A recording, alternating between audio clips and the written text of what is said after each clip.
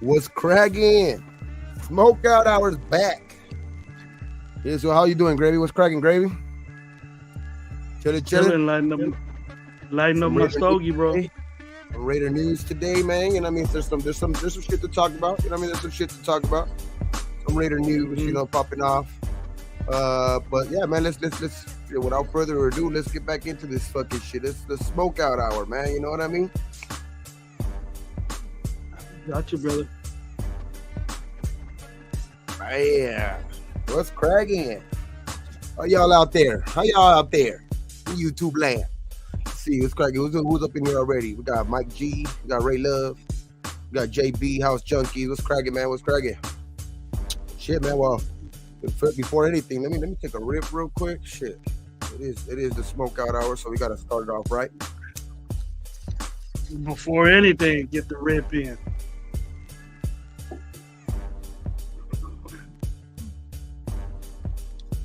Yes, sir. There's the first hit of the night. But yeah, man, what you thinking, Gravy? What you thinking? Some news today about I guess Tom Telesco coming out, you know, saying that we could pretty much get off of that. You know what I mean? We've been talking about it a lot in our shows and shit like that.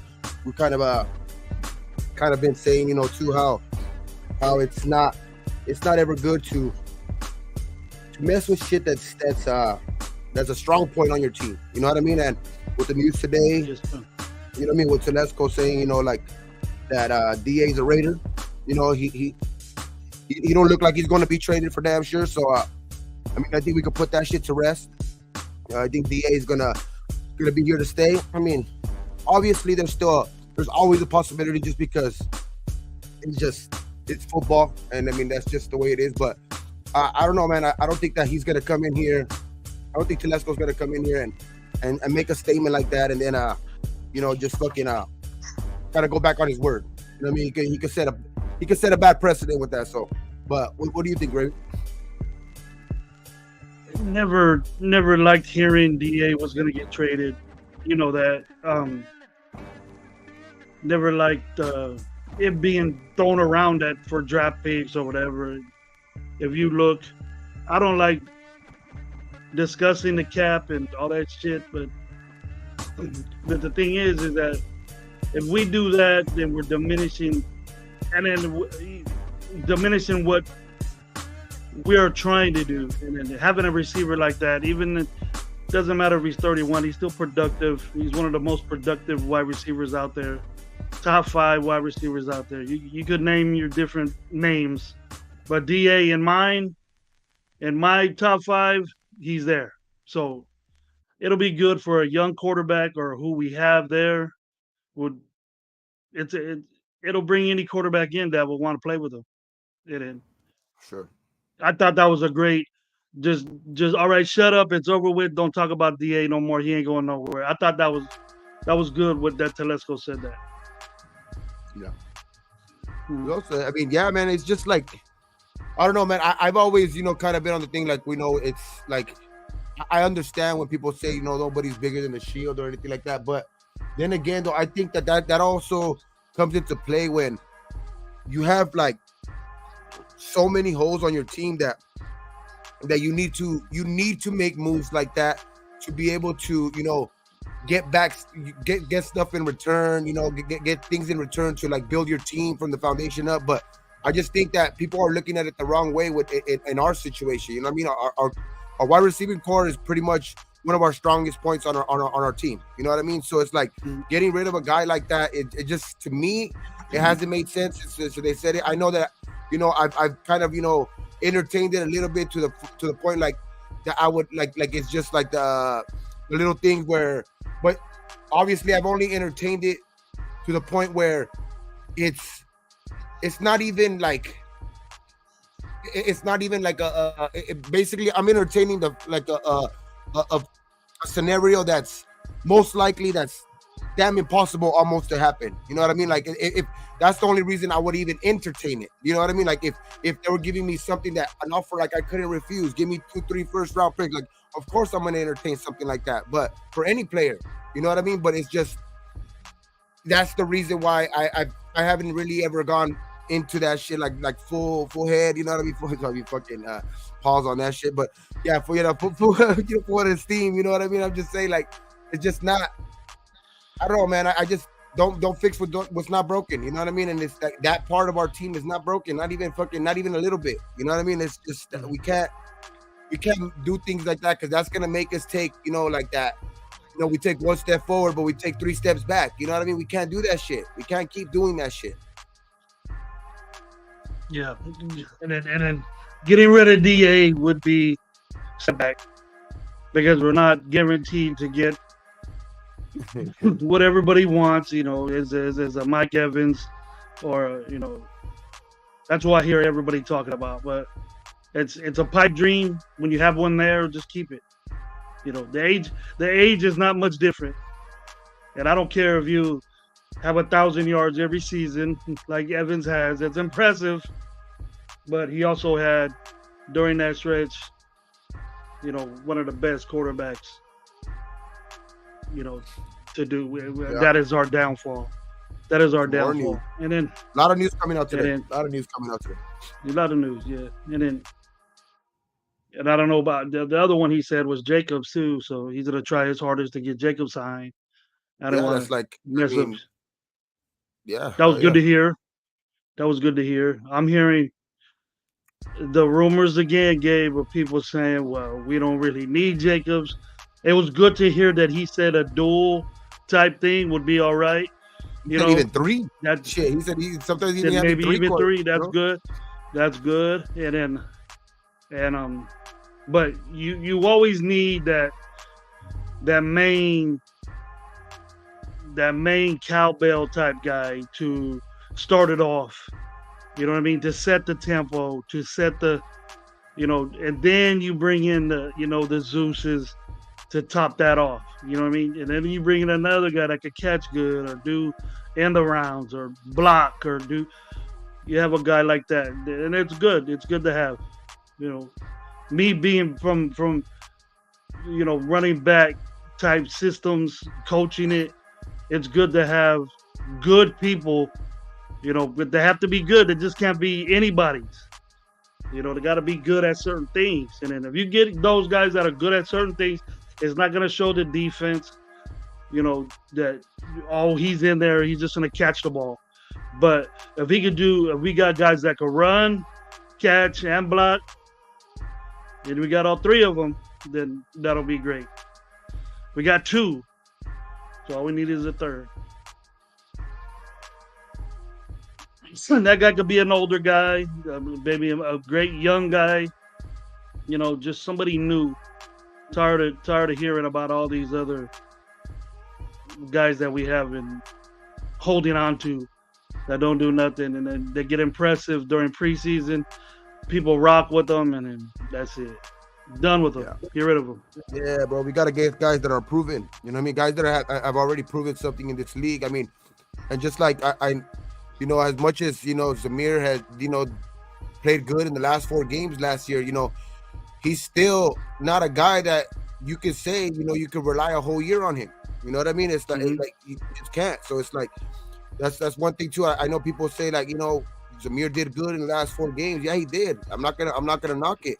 But just like Telesco said today, bro, and just like you gotta keep guys fresh in this league. You gotta keep guys like that. Like you gotta have a change of pace type thing. You gotta have just fresh legs when guys are kind of running tired and stuff like that, because that's gonna be a big part of our offense. You know what I mean? Running the ball to open up the pass game. You know what I mean? It's just so it's especially with either a young quarterback or a guy like is still what I mean, as much as it's still gonna be his 2nd year in AOC, but he's still gonna need a run game to open up his to be able to open up his pass game. It's just like in any situation, you know what I mean? But more in this situation, because that's the philosophy that AP is trying to push. You know what I mean? He's trying to push. You know what I mean? We're gonna be bullies. You know what I mean? We're gonna be bullies out there. We're gonna, you know what I mean? We're gonna run the ball down your throat. We're gonna run play action off of it, and we're gonna just do. That's what it is right now. Of course, that could all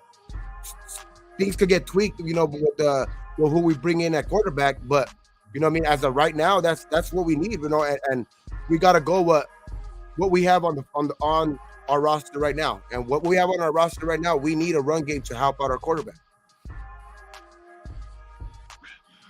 Hit the dot. You hit the dot right there, Gabe. You need that.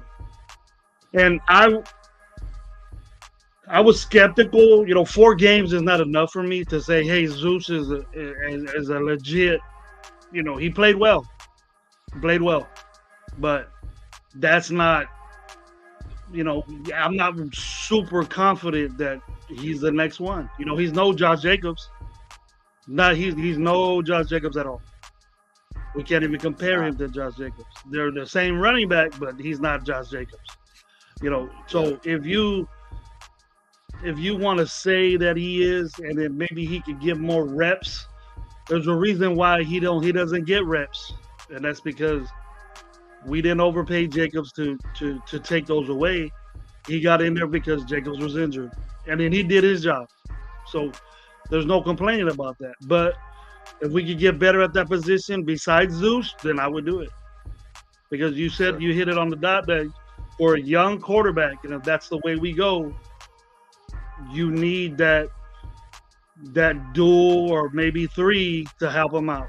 And then play action is something that I see that could do that, and then the wide receiver help, the offensive line blocking. We got a lot to do offensively, and my concern is not running backs. We're solid there. I'm at the point to where I'm confident that we'll be okay. You know what I mean? But I'm not saying we're over the top, game changing. If we lose Jacobs, game changing things are gonna happen with Zeus. I'm not saying that, but if Zeus gets hurt, we ain't gonna have a problem. Jacobs could take 30 carries and blow. You know what I mean? He could blow one off. And then, do we have someone else that could back that up? Jacobs could control the game by himself. He gets better as time goes by, and we can see that as more carries he gets, the better he gets. And Zeus is the same way. So we need a quicker, faster, up tempo, more type back that could take control of that part of the quick game in the game that could happen with that. But you need a solid offensive line too, bro. That comes first before Jacobs excels, before Zeus excels, before any other running back that we get or have excels. That offensive line needs to be stacked up and ready to go. What's up, Lo? What up, bro? Gravy. Okay, what up? Y'all doing? What's cracking? Chilling. About to roll up some fucking hash. What do you think about the news? Lo, it looks like Telesco's out there saying that Adams is a Raider. He's not gonna be. It looks like he's not gonna be traded. I mean, it's still it's still just talk. You know what I mean? But at the end of the day, it's good to hear. You know what I mean? Because that's a guy that's been saying he wants to stay a Raider. You know what I mean? There's chatter around the nation and stuff like that. And I just think Tom Telesco kind of reassuring that today. It's kind of just like it just kind of puts that stuff to rest. You know what I mean? Because there's a lot of people who just I understand that they're just trying to play hypotheticals and all that stuff. But when I think when you could just put type of things like that to rest and actually focus on things that we need. You know what I mean? I think that's what's more important. You know what I mean? In this case, you know what I mean? And I think that Tom Telesco coming out and saying that shit today was a big deal, man, for me. You know what I mean? Because it's just the team needs to get on good terms. And like I said earlier, Tom Telesco is not going to be the type of guy I think that's coming in here to like, you know what I mean? Like just, I think he's trying to gain this especially what the head coach has, going on in the locker room. I think they're trying to build that type of like just that's just gonna be like the chemistry all around the building. You know what I mean? I just think that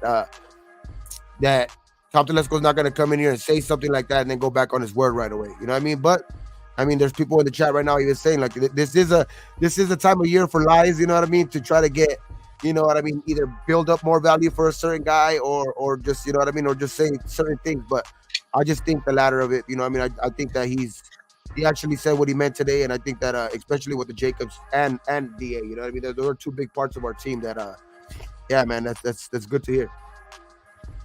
Me, what I seen from him was an efficient somebody that we haven't had efficiently in a long time. Looked confident, knew exactly what he wanted, kind of lightweight, put down all the bullshit that, you know, oh wow, DA's gonna be traded and this is out in the open and stuff like that, bro. Like he's just like, nah, he's like a no nonsense kind of guy.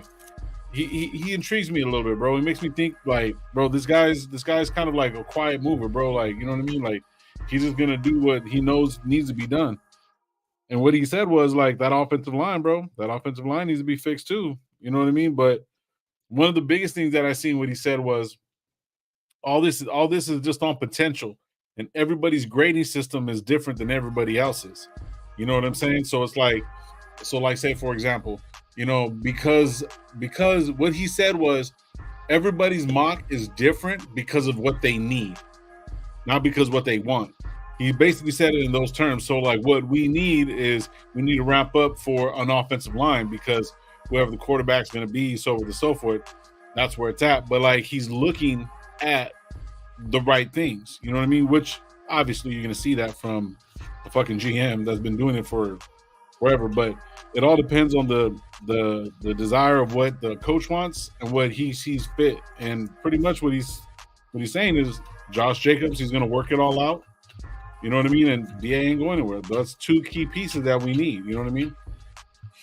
And I always said that whole thing about like the 2 to 3 backs, whatever, whatnot. I'd rather have Jacob have a complimentary back or something like that. You know, when we had Drake that one year, Jacobs fucking still had a great year. You know what I mean? Drake only had like maybe 300 yards before he got hurt, but they were good alternative yardage. You know what I mean?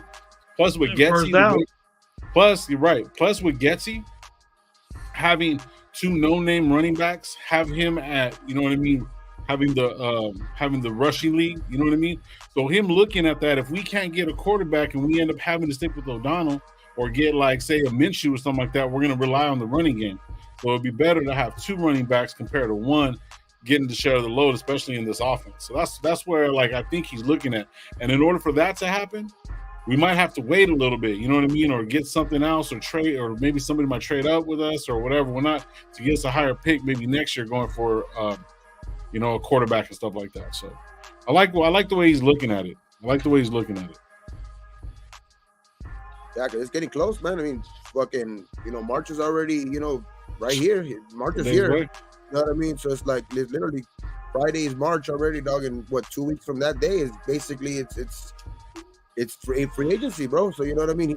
Shit has to start coming together like now. I mean, shit he has to already gotta have his plan in motion already, kind of. You know what I mean? I know that there's certain rules in place and all of that stuff, but yeah, man, I think the wheels are turning, man. You know what I mean? So it's like we gotta.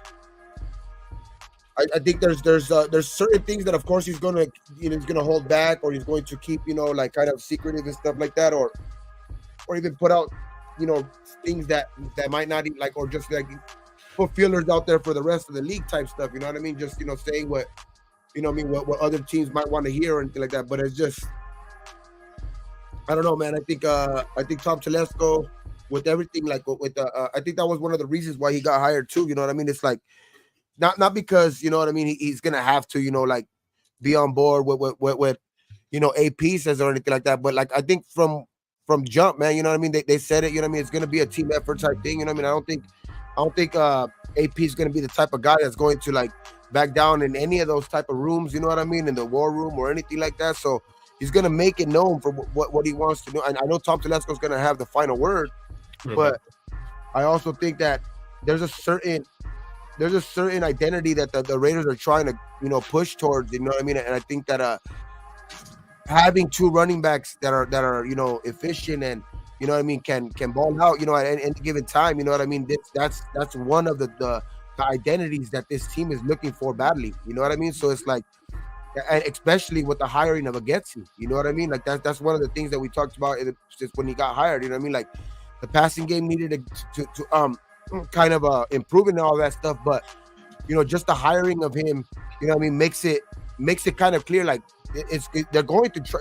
That's one of the criteria that we're looking for when they were hiring an offensive coordinator. A guy that's, kind of hard to say because that their first choice was fucking stupid ass fucking Kingsbury, but you know what I mean. But it's just getting Getsy, kind of reassured that we're looking to run the ball. We're looking to run the ball and to establish from there.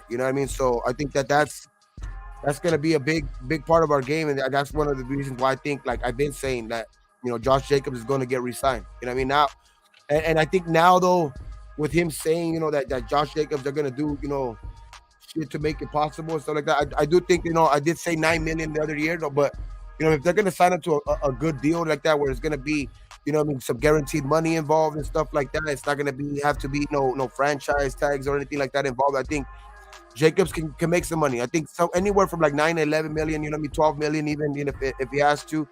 But I think because of the guaranteed number, that he's going to end up getting, I just think that's going to help, not hurt so much on the salary cap type things, So I think that he's going to be a priority in the offseason. I think he's going to be a priority in these next coming weeks. And what I like to hear is that the offensive line is going to be a priority. That's another thing that he was talking about today. I think he must be listening to the nation. But it's not that he's listening to the nation. I think it's that, there's obvious holes on this team. And I just think that he's not being like one of our ex-GMs in here that's trying to be too smart for everybody. He's just trying to be too smart for everybody. This guy's actually identifying what we have weak on this team, what we need to improve, and he's trying to make, he's saying the right things. Now he's got to execute. But I think that it's what I'm hearing is the right direction that we need to be going in. So let's just execute when March 14th comes around. And April. Well, you got to keep in mind too, Gabe, that this dude knew all about us.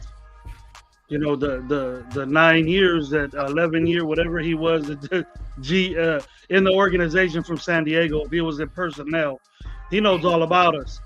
So right from the jump, besides knowing the players, he knows what the tendencies were, what to get for San Diego to beat Raiders, or to beat all the teams in the AFC West, because that's the goal.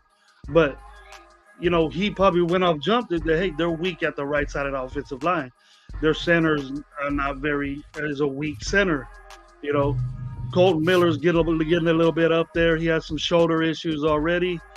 That's bad for a blindside tackle to have.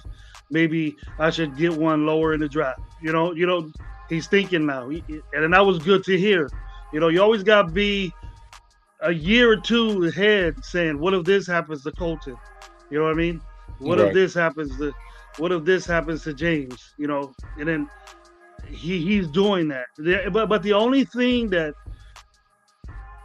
the interview was what I wanted to hear, and then what I seen. The only thing that I didn't like hearing was he said that he's not in real constant talks with his scouts, or I don't know if you guys caught that or if you guys even heard it.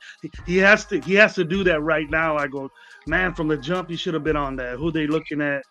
It was for a different coach, but right from the jump when AP got the job, he should have been. Those scouts were looking for this and that, and I kind of ain't communicated with these scouts yet. I go, you probably have, but not in war room like type shit. So that kind of irked me a little bit. But besides that, man, he knocked it off the top of that interview. Everything I wanted to hear to make me comfortable, I felt that way with him, and it seemed like it was sincere. It wasn't no joking around. It wasn't no bullshit to me. It wasn't no I'm just messing with you guys just to do something different. GMs are like that. They kind of hide that, but he looks like he knows what he's doing. Yeah, straight faced up, like he's been business. Yeah.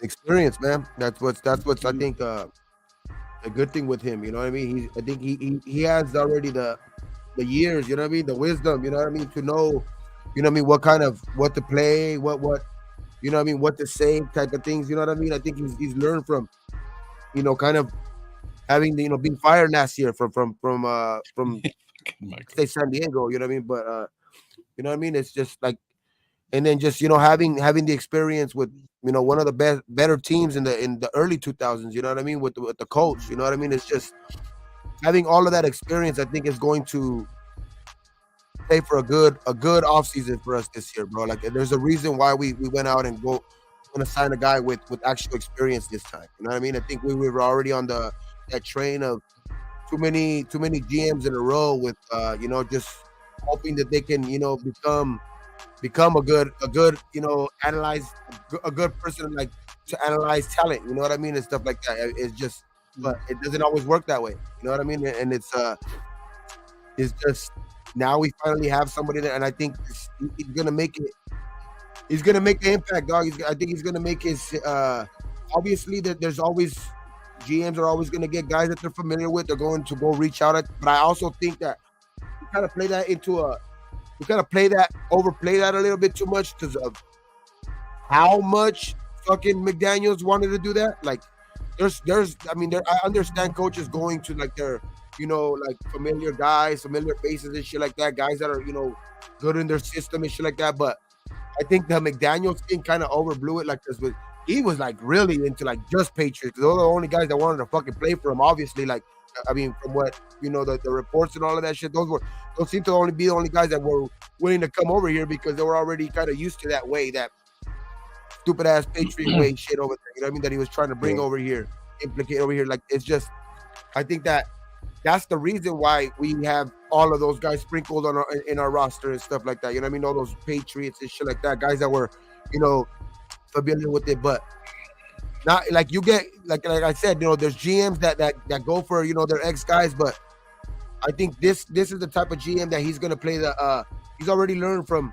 you know, kind of bad contracts, you know, going over the salary cap and stuff like that. And it's just, I think he's gonna make a big difference on this team this year, bro. And I just, because it's time now, bro. Like, and we have, and he's actually talking about the holes that I think that we've been all talking about. You know what I mean? We've all been talking about the quarterback, the offensive line.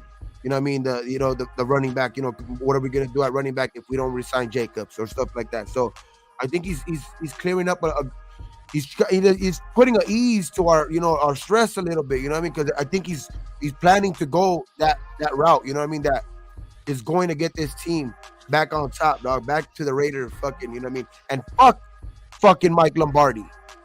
Oh my God, bro! I was about to bring that shit up too. Fuck that puto. You know what it is, Gabe? What I was thinking is that this dude doesn't know what it's like in his tenure with San Diego or Chargers. He doesn't know what it's like to have a bad quarterback. You know what I mean? He has Herbert now, and then he had Rivers for how many years after that? Before that, so, you know, Rivers was considered the Raider killer, bro. Rivers is doing the same thing that Herbert's doing now. We split with him all the time. You know what I mean? And then his running backs, bro. He had LaDainian Tomlinson. He had you know, he had Darren Sproles. He had you know, Eckler now. All these dudes. Like, this is probably new to him, but it's just different. It's just a different whole team what he's experiences in, because they're better than what he's gonna have. He has the opportunity to pick a quarterback, which he really didn't need. You know, but you can pick Rivers over Rivers, or and then it's gonna be a long time till you find a replacement for homeboy. So if he gets a chance to do it now and he does it right, then I'll be more confident in him as far as picking it at those big time positions. This is a big time decision this dude has to make. It's a determination between a year and a couple of more years that we have to suffer through this bullshit. Yeah. Well, I mean, what it really boils down to is what the whole team really, really needs, bro. And like, even though we do need offensive line, we need an established quarterback, bro. You need someone to blend in with. So yeah, and like I said it, bro. When you first said it, Gravy, man, I couldn't fall in line with it, bro. But I watched I Am Athlete today with fucking Russell Wilson. I don't know, bro. Man, I don't know, bro. I think he would make do. He would make do more if than we make don't do. decide. He would if we don't decide to just. And I'm not talking about money. I'm not talking about money and how cheap it would be. Just the pure quarterback way of him would benefit us. No, I'm not gonna roll on that, but I completely agree, bro. Like I watched like maybe 10 minutes of it. And I was like, all right, dude, okay, I can shake off this let's ride bullshit. You know what I mean? Because a lot of the shit that he was saying, man, he even said like Marshawn. He goes, Marshawn never invited me to a party. He might have been fucking drunk or some shit. And apparently Marshawn's always fucking drinking with DUIs and shit. So, but like a lot of the shit that he was saying, bro, he's like, man, he goes, one of the things that I liked a lot about what he said was this. He goes, depending on how I take good news and bad news, that's going to determine how everyone looks at me. You know what I'm saying? If I take it with no emotion, and I was having a conversation today about not making emotional decisions and shit, you know what I mean? Having emotional conversations, you know, you have to, you know, be logical about what you're thinking about, you know what I mean? So for him to say that shit, bro, I was kind of like, damn, like I can see him being, he looks like more hurt than anything about what had happened, because the way he broke it down and the way they did him dirty, it's like they almost fucking held him for ransom, bro. They literally the Broncos literally told him, bro, week 9, turned around, told him, said, hey, if you don't turn around and change this fucking, change this thing, we might not start you. They wanted him to give up his fucking, his injury clause. His injury clause. Yeah, he went at week 9, bro. Every week, bro, they were like, we'll let you know. How in the fuck? Like, get the fuck out of here. 9 weeks? Let me know. You're going to let me know. Get the fuck out of here. Yeah, like, bro, like, man, what the fuck? Like, get the fuck out of the room. Yeah, get out of my own office. Get out of my own office. Yeah, exactly. One thing he did say, bro, on some real shit, he did say, he's like, look, man, he go, and fuck, bro, like, he said some real ass shit to me, dog. Like, I mean, not to me, but to the audience, whatever, whatnot, and I'm part of the audience. Dog. You were watching. He was looking at me. He's like, "Lo, check this out." Like, fuck these hoes. No, I'm just playing, but like, homeboy just has a little bit of a standard about himself, right? But when he said what he goes, I want to play. A little too like, was it me, or was he talking a little too like, with like a fucking low tone? Like, I don't know, man. Like, what's up with Russ? You know what I mean? Like, no confidence. He's ready. Like, not confident. He's ready, bro. Look, he's ready, bro. Yeah, to me, the way he said it, bro. Like, how can I say it? The way he just said it perfectly, bro. He's like, look, he goes, I came here because regardless if I got traded, you know, I had to prove it, so on and so forth. I came over here to actually win, and right now I'm gonna win with this team. But he goes, if I'm not getting love here or whatever or not, I'd rather be somewhere where I'm getting the love at, where I want to be, where they want me at, where they're gonna accept me for who I am or whatever or not. I'm just like, cool. And see, another thing too is that they try to break him like a little bit, like, hey, bro, you know, there's like, think about that whole situation with the dress thing, like, you know what I mean? The black guy's wearing the dress. Oh, wear the dress, right? He was like, nah, man, I ain't doing that shit. Fuck that. He goes, this is the contract I signed. This is one of the things I moved over. This is what I agreed upon to come over here. You guys gave up all these picks and gave up Noah Fant and all this fucking craziness, right? You guys did that because you wanted me to come over here because you knew I wanted to win. That's what he was saying. And he was basically saying at the end of that, he's like, hey, bro, like, because I want to be where I'm wanted at. And what they did in the last 9 weeks, it shows that he's not wanted, because they're not going to get the draft picks back. They're not going to get none of that shit back. Nothing. You know what I'm saying? So they're how the fuck? And draft capital pretty much, not hell, because they still have a first round pick and like that shit, but like, it's not a good situation for them. Put it down. Yeah. So another thing too is that, like, he even said, he was like, dude, he goes, he beat 5 playoff teams in a row off of 1-5, bro, and then 5 teams, bro. Yeah. So like, he could play, bro. Like, imagine, and see, that's when he was playing his best throughout that shit. And that's when they were telling him that, bro. He's like, what, you fucking, like, you know, he has that chip on his shoulder, bro. Like, and I kind of fucking like it, bro. Like, I thought he was kind of a cornball, bro, but I mean, I don't know. I'm kind of. Well, he is, bro. He's a cornball. He's a cornball. He's squarish. Nah. Look, Yeah, look. That doesn't mean you don't have to ball out playing football. Right. That's what I was gonna say. That's what I was saying. If somebody's wearing fucking penny loafers type has shit, a chip on his shoulder now. I think that's what it is. He could be a cornball or whatever, but I think he's.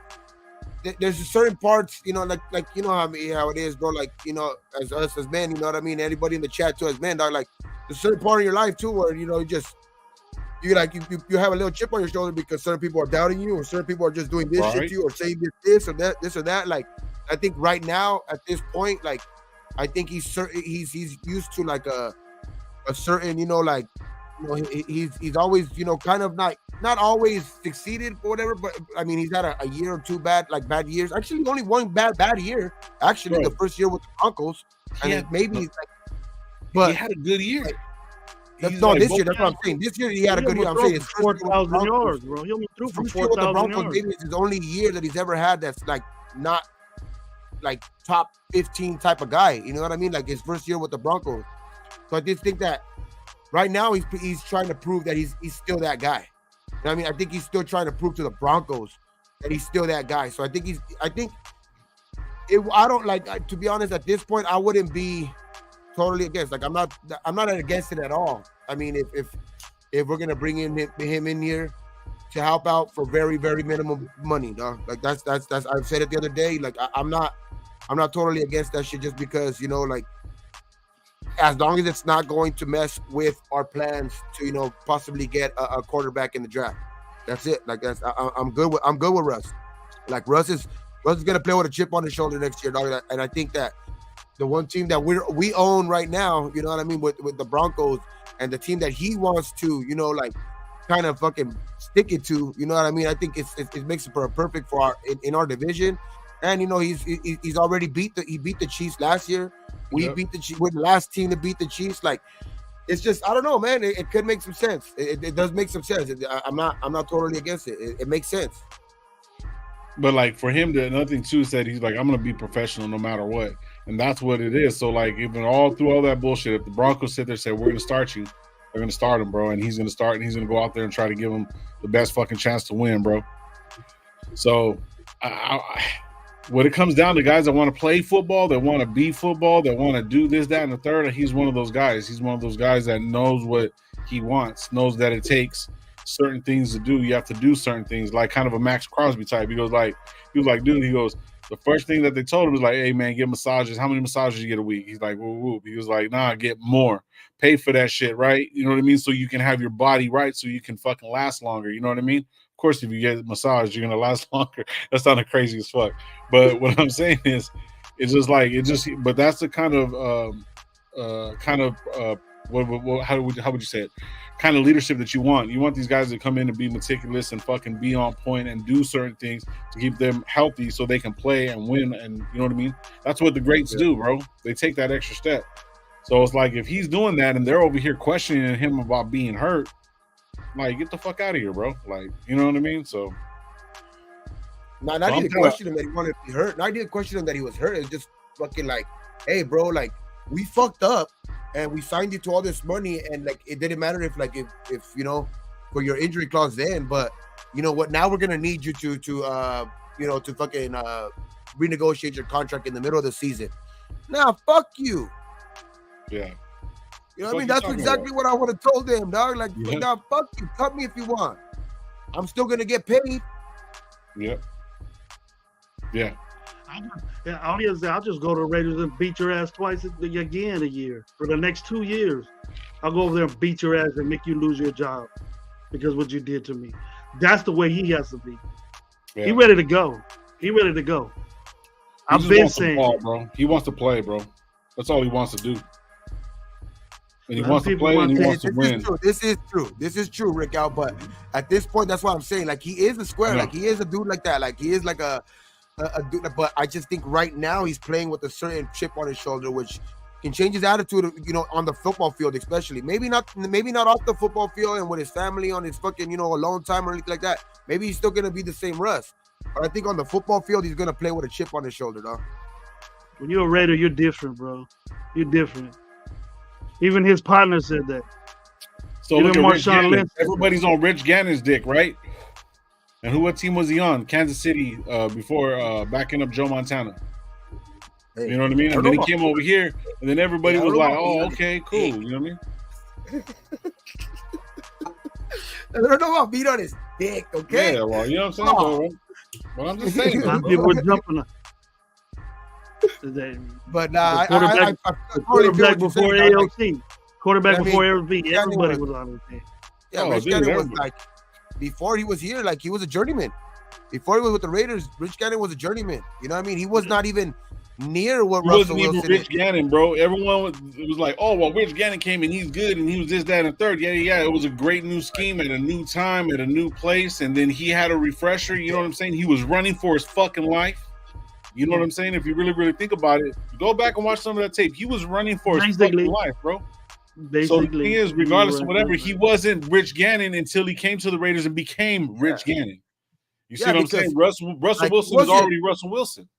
Yeah, Russell Wilson is night and day better than fucking Rich Gannon at that point. Like when they if say he does come to the Raiders and like you're kind of evaluating him on when they came to the Raiders. Like I love Rich Gannon the years that he played with us, the couple years that he played with us and shit like that. But bro, you can't compare. You know what I mean? One has a Super Bowl, one's played for 2 Super Bowls. I mean, each one has lost a Super Bowl, but the other one has won a Super Bowl. You know what I mean? And it's like, and could have had 2, if you know what I mean. If it wasn't like that, like the one time that Rich Gannon did get there, I mean, it was, it was fucked up. But I mean, when we're looking at it like that, I was a big Gannon fan. He was my one of my favorite Raiders of that era. You know what I mean? But right. Nah, bro, it's like at this point in time, like especially what Russ did last year, like he didn't play bad at all. You know what I mean? That was a bad team over there. I try to watch some of his fucking highlights, but it was just I can't watch the Broncos shit, dog. It's like I was trying to watch this shit. Like I could watch CJ Stroud and shit like that. That's cool. Like I was watching a little bit of highlights of everybody fucking from last year, bro. But I was like, let me watch Russell's shit, and bro. I just look at this. Watch what? Dolphins for life. Dolphin Raiders, but only with Gravy Game and Will Blessing, bro. That's a homeboy right there. We got to get to Miami to meet this dude, man. We got to get to Miami to meet this dude. You got my blessing. Yeah, you got it. Dolphins for Life is always a good show. And shout out, bro. Shout out for the 499. Thank you, bro. Thank you, bro. It helps out the channel a lot, bro. Thank you a lot, man. And shout out to the 82 in the building as well, bro. If you have the time right now, if not, when we're done here, I mean, just make sure you hit the like button, share with a friend, just do all of that. You know what I mean? Everybody on the screen, let me I'll put this back on the screen right now, but let's see. That one right there, those are the 3 people right there. You know what I mean? Those are the 3 channels. Coach Gravy, Raider Nation, Raider Game 420, and RaiderNationLive, man. Go sub to all 3 of them, man. And man, and just hit the notification bell. And every time we go live, you'll see us come up here. We're always smoking something up, but we're always talking Raider ball. So you know what I mean? And if you love your Raider ball, man, you can just come here, chill out, smoke one. You know what I mean? Just chill, bro. You know what I mean? And man, this is a channel where all your opinions are going to be, you know what I mean, at least heard. You know what I mean? We might shit on them a little bit, but like I say, like I always say, you know what I mean? It's, every opinion is valid. You know what I mean? At the end of the day, every opinion is valid because nobody knows the fucking future. You know what I mean? Ain't none of us fucking fortune tellers. You know what I mean? So we're only gonna shit on the Dolphins when we play them next year. That's it. That's one game. That's one game. That's it. Hey, you know what though? Dolphins for life. One thing I can't say, dog, and my mom's from up there, man. But she was a Raider fan too, and it's crazy because like you, man, she was a big time Dolphins fan too. Really? Mom's was a big time Dolphins fan, man. She's since Marino, so you know what I mean. That's why I got love for Dolphins for life, man. Good shit, man. Yeah. See, like it's crazy, bro. Like I was thinking about this shit today, bro. Like I don't hate teams, dog. I just don't like them. There's a difference. You know what I mean? I hate you know what I'm saying? But it's like I don't care. Like, hey, if you're a dope ass team, bro, you're a dope ass team. I'm a Raider fan though. Like bottom line, like AP said, we hate for the Chiefs. Oh yeah. There's a difference. It's like I don't. It's not that I don't like them, bro. It's like you know what I'm saying. Not that I hate them. I just don't like them. I would say I love. There's teams that play against the Raiders that I love. I like the way they play football. You know what I mean? But I think it's probably more fanatics, and I'm in one of the most fanatic team, ever in the world. I'm more fanatic, and the nation is the best fans in the world. That's crazier. All of us are bipolar, got something wrong with us. I think the only to deal team with this shit. You know what I mean? Probably like but crazier, dog, or like European from like English fucking soccer team. Yeah. That's probably it. Those are the only teams that are probably like on par with like how crazy the Raider fans are, dog. That's like that. And I can look at a 49er fan. I can look at a fan, and he can talk all this shit, and I'll get mad, but I'm the same way. I'm exactly the same way. But he probably thinks the same way about us. That they're the best fans in the world. They know they not. You just come up and peek out every time you go to the playoffs, and then that's it. Where all the flags at now? I don't see them on no cars anymore. Low, do you? You see all them flags running around town? All these cars around? Nothing. I don't see them nowhere. I don't see nobody wearing them on the street. Fucking gear. I don't see nobody wearing no 49er fucking gear. No nothing, dog. But you see me out every day. I'm wearing Raider shit. Yeah. I don't give a fuck. It's either Raiders I'm or wearing once in a while I'm wearing some Dodger shit. That's about it. That'd be some Kings shit on Raider today. has to work. I mean, where Raider has to work, I'm not even supposed to, but I'm like, I don't give a fuck. Tell me something. They will let me wear Raiders shit to work, but they got a 49er kids wearing jerseys and stuff, telling me stuff. For real. What the Raiders look like. What time the Raiders play this week on a playoff game, coach? I said, man, get out of here, kid. You're 9 years old, you're already trying to get at me. What time the Raiders play on Saturday? Playoff day. I go, shit. He got me. He got me, but I ain't gonna let it slide. Watch. Hey, bruv. Fuck the bloody crease, mate. That's how they would say Arkham it. Raider. Yeah, Arkham, what's up, man? We try not to block you on this show, bro. Oh yeah, I won't block you now on accident. Don't trip. Jesus. I haven't called him in. You already know what's up, bro. Hey, said, what's up, Low? What's up, Low Block? Nah, I feel you, Dolphins for life. I mean, that was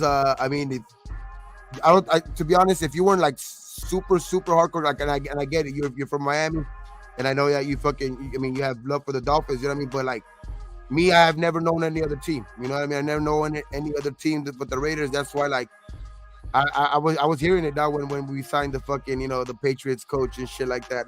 There was there was some guys even on the verge that were like even hardcore fans. You know what I mean? We're saying like, damn, bro, I until they get rid of this motherfucker, I'll be probably that's when I'll be going to games again and shit like that. So you ain't the only one that kind of felt that way. You know what I mean? In that regard, a little bit. You know what I mean? In that ballpark, you know what I mean? There was a lot of people, and there was a lot of people because nobody ever wanted to see us go to that fucking that side. You know what I mean? As much as like they're winners or whatever like that, like as much as we wanted to buy into all that shit, because I was one of them. You know what I mean? I wanted to. You know what I mean? It sounded good. You know what I mean? But the fact of the matter is that's just not us. You know what I mean? And it's just like that, and you could tell right away. And the mere fact that just Josh McDaniels, bro, Josh McDumpbuck was just a dumbass, bro. Like he's just a dude that he had like both y'all was saying that. You know what I mean? I just both of you guys were saying that shit. I ain't gonna watch no more games. Fuck this coach. Yeah, you are. Because it's just like, yeah, of course. You know what I mean? That's how. And I even kind of corrected myself. I remember saying that shit. I'm like, bro, like as much as I hated the coach and shit like that, I was always going to be on the positive side with the Raiders. Like I've never been that type of fan that like, you know what I mean? As much as the Raiders, like I don't care if we're going to be that year that we went 2-14. You know what I mean? I still was, at the beginning of that season, I'm still saying, we're going to be good. Denarius Moore is going to be fucking good, bro. He's going to be a number one in this fucking league. And, all of this bullshit, you know what I mean? Like, that's my thing, you know what I mean? So it's like, fuck it. But it's just those years, you could talk like that. You have to talk yourself into like thinking that way. This year, the feeling is totally different, bro. Like the feeling this year is that like we're right there, bro. We just need to make the right moves. I'm not hoping that these guys are going to be able to be good, or I'm not hoping like, oh, Denarius Moore's on our team that he's going to probably be at number one. No, we have a number one. We have another guy even that's could be a number one on most other teams. You know what I mean? So it's like that's the thing. Like we had the best back in the league just 2 years ago. You know what I mean? And yeah, he suffered some injuries last year, but still was almost 1,000-yard back. You know what I mean? And it's just, bro, we have guys all over the field, and it's just the feeling is totally different, bro. Like it's just the excitement is there. Like it's not, I would say, blind excitement back then. You know what I mean? Because you kind of like it's the Raiders, so you were never gonna talk shit about your team. You know what I mean? As much as you said, fuck, as much as you were scared as every game, you thought, fuck, man, are we gonna be able to win this one? You know what I mean? Yeah. But you were going in talking shit though. As a Raider fan, you were still going into that game talking shit. Like, I don't give a fuck. We're playing the number one team in the league. You were still like, I don't give a fuck. We're gonna beat that ass, motherfucker. You know what I mean? So it's like, but now you got that excitement, dog, in the building. You know, you got that fucking, it's just, we just need a couple fucking plays, bro. With like a couple plays here and there in this offseason, and it's gonna make for a bunch of plays during the season. AP brought all that back, bro. Solely AP brought that back. Brought that vibe back to us. Where were we at? Where were we at on October 30th? Right? Where were we at on October 30th, dog? In fucking hell, like in fucking football hell, basically, dog. Yep. Like we didn't want to do shows, bro. We didn't want to do shows. For real. It was hard to do a fucking show, bro, because you were so pissed off after the game. I wouldn't even show up to fucking post games. A shout out to your fucking nephew or godson, Miguel. Hit you up right when we're about to get off. Yeah, for real. I was like, let's go. That was the start. That was the start of RaiderNationLive right there. That was the start of RaiderNationLive that day when Miguel called up and said, McDaniels just got fired. Gabe goes, we got to go live. And it wasn't nobody else on YouTube live. Nope. And I checked. We just got off. Then 2 minutes later, we came back on. Yeah, and I'm happy, bro. And nobody can say different. Nobody can say different because it was checked. We broke that news for sure. Like, other than fucking Adam Schefter, we literally broke that fucking news for sure to the nation. At least to the nation. You know what I mean? Because a lot of guys do follow Schefter and shit like that, but a lot of guys, they have to go into their, into their Instagrams and shit like that. Oh, look, you got a fucking shit from Adam Schefter or something like that. You see his page or something like that. But when we were like freshly off that live and we literally came back on their screen and shit like that, it was just like, oh, hell yeah, dog. You know what I mean? This was perfect timing. Perfect fucking timing. Nah, double check. Let me double check. Adam Schefter said it. Let's go. Low was already. Yep. Changed the whole move, bro. That changed the whole move. And it's just the whole team, bro. Like the whole fucking team. Not even the whole nation's mood changed. The team's mood changed. Like, bro, like it was just a night and day type thing, bro. Like, how the fuck do you do that overnight? You know what I mean? That's how bad that the players and that's just obviously it's a testament to fucking AP, of course, because it didn't stop in just 1 week. You know what I mean? It wasn't just some excitement that, oh, this guy's gone. Let's fucking, let's play for a week. You know what I mean? Let's just go fucking play our asses off for a week. You know what I mean? Nah, it was something that kind of, kept moving along throughout the whole year. You know what I mean? With the defense, especially. Yeah, we were limited at the quarterback position, which was kind of what kind of kept us out of the playoff picture. You know what I mean? But that was the biggest thing. But that night before, bro, to the night after, like, I've never seen a transformation like that, ever. Yeah. I mean, from where our fans were. It's always been like mediocre picks, bro. It's like something that we didn't even want or didn't even expect. Like, what the fuck? Like, you know what I mean? But it was changed. It was a change, though. That week before, like, talking shit to fucking to Mark at the game. You know what I mean? Fucking following him to the fucking to the championship parade of the fucking the WNBA team is talking shit to him after the game right there, bro. Like, people fucking taking signs into the game, fire McDaniels, like all over social media. You can hear people talking shit about why the fuck is this guy still our coach? You know what I mean? Like, that shit should have been done. Our boy Josh had a big old sign waiting for Mark Davis the next game, and then he got fired, and he had to throw it away. Remember he said that? Bro, a piñata or something. Fans were talking about Mark Davis. Sell the team, please. Our fans were talking like we're trying to fucking get the franchise out of the Davis family. That's how bad it was, bro. So I mean, is there any progress? Because like, I mean, I think the Raider fans nowadays are just different. I mean, because motherfuckers don't want Davante Adams. They want to try. They want to trade Jacoby Myers. They don't fucking want Josh Jacobs. Like, is it weird to me that, like, you know what I mean? Like, these are top, like you were just saying earlier, top players, bro. It just seems like they're different now.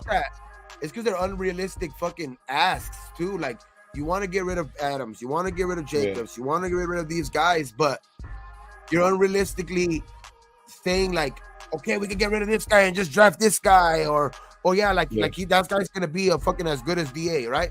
No, right. Yeah, obviously, and then we could do this, and then we could possibly get a fucking what's his name from fucking Tampa Bay, Mike Evans. We could possibly get Mike Evans and trade him away and get a first round pick back or something like that. Yeah. Bro, it's not that easy. When you already have a guy on your team, there's no need to fuck with it. There's no need. Yeah.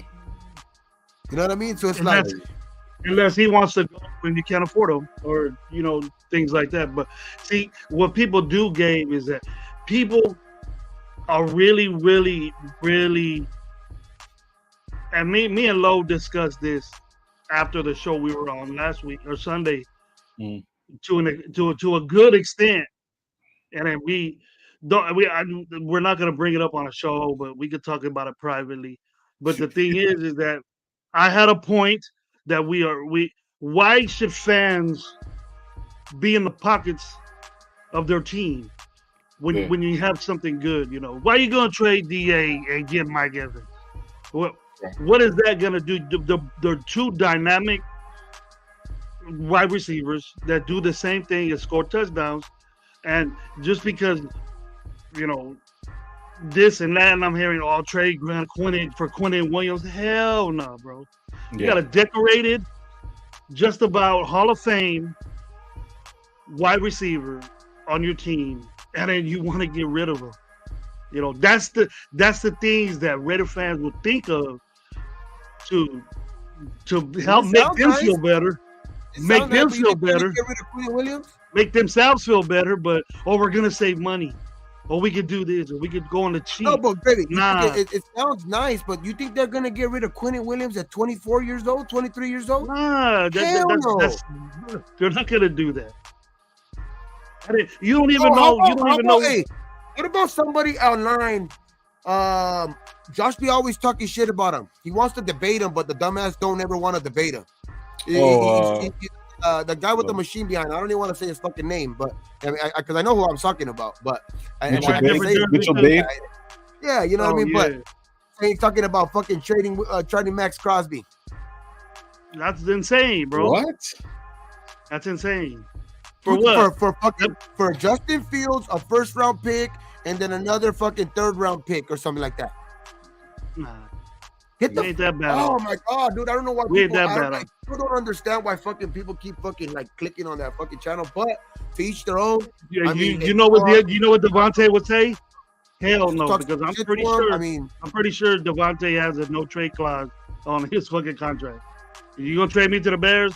Hell no. Yeah. Hell no. That's just crazy, bro. Like that's just fucking like some off the wall type shit for clicks, bro. Like, and that's just what keep it respectable. DA didn't want to be here. Didn't say that. Never get off the wall shit I could have said to like never said clicks. That.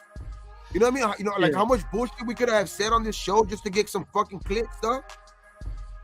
You know what I mean? Like just like, but we just what for? You know what I mean? Like for what, dog? I'm gonna speak what I want to fucking speak. You know what I mean? From like what I'm thinking, like I'm seeing on the TV. You know what I mean? My evaluation of the team.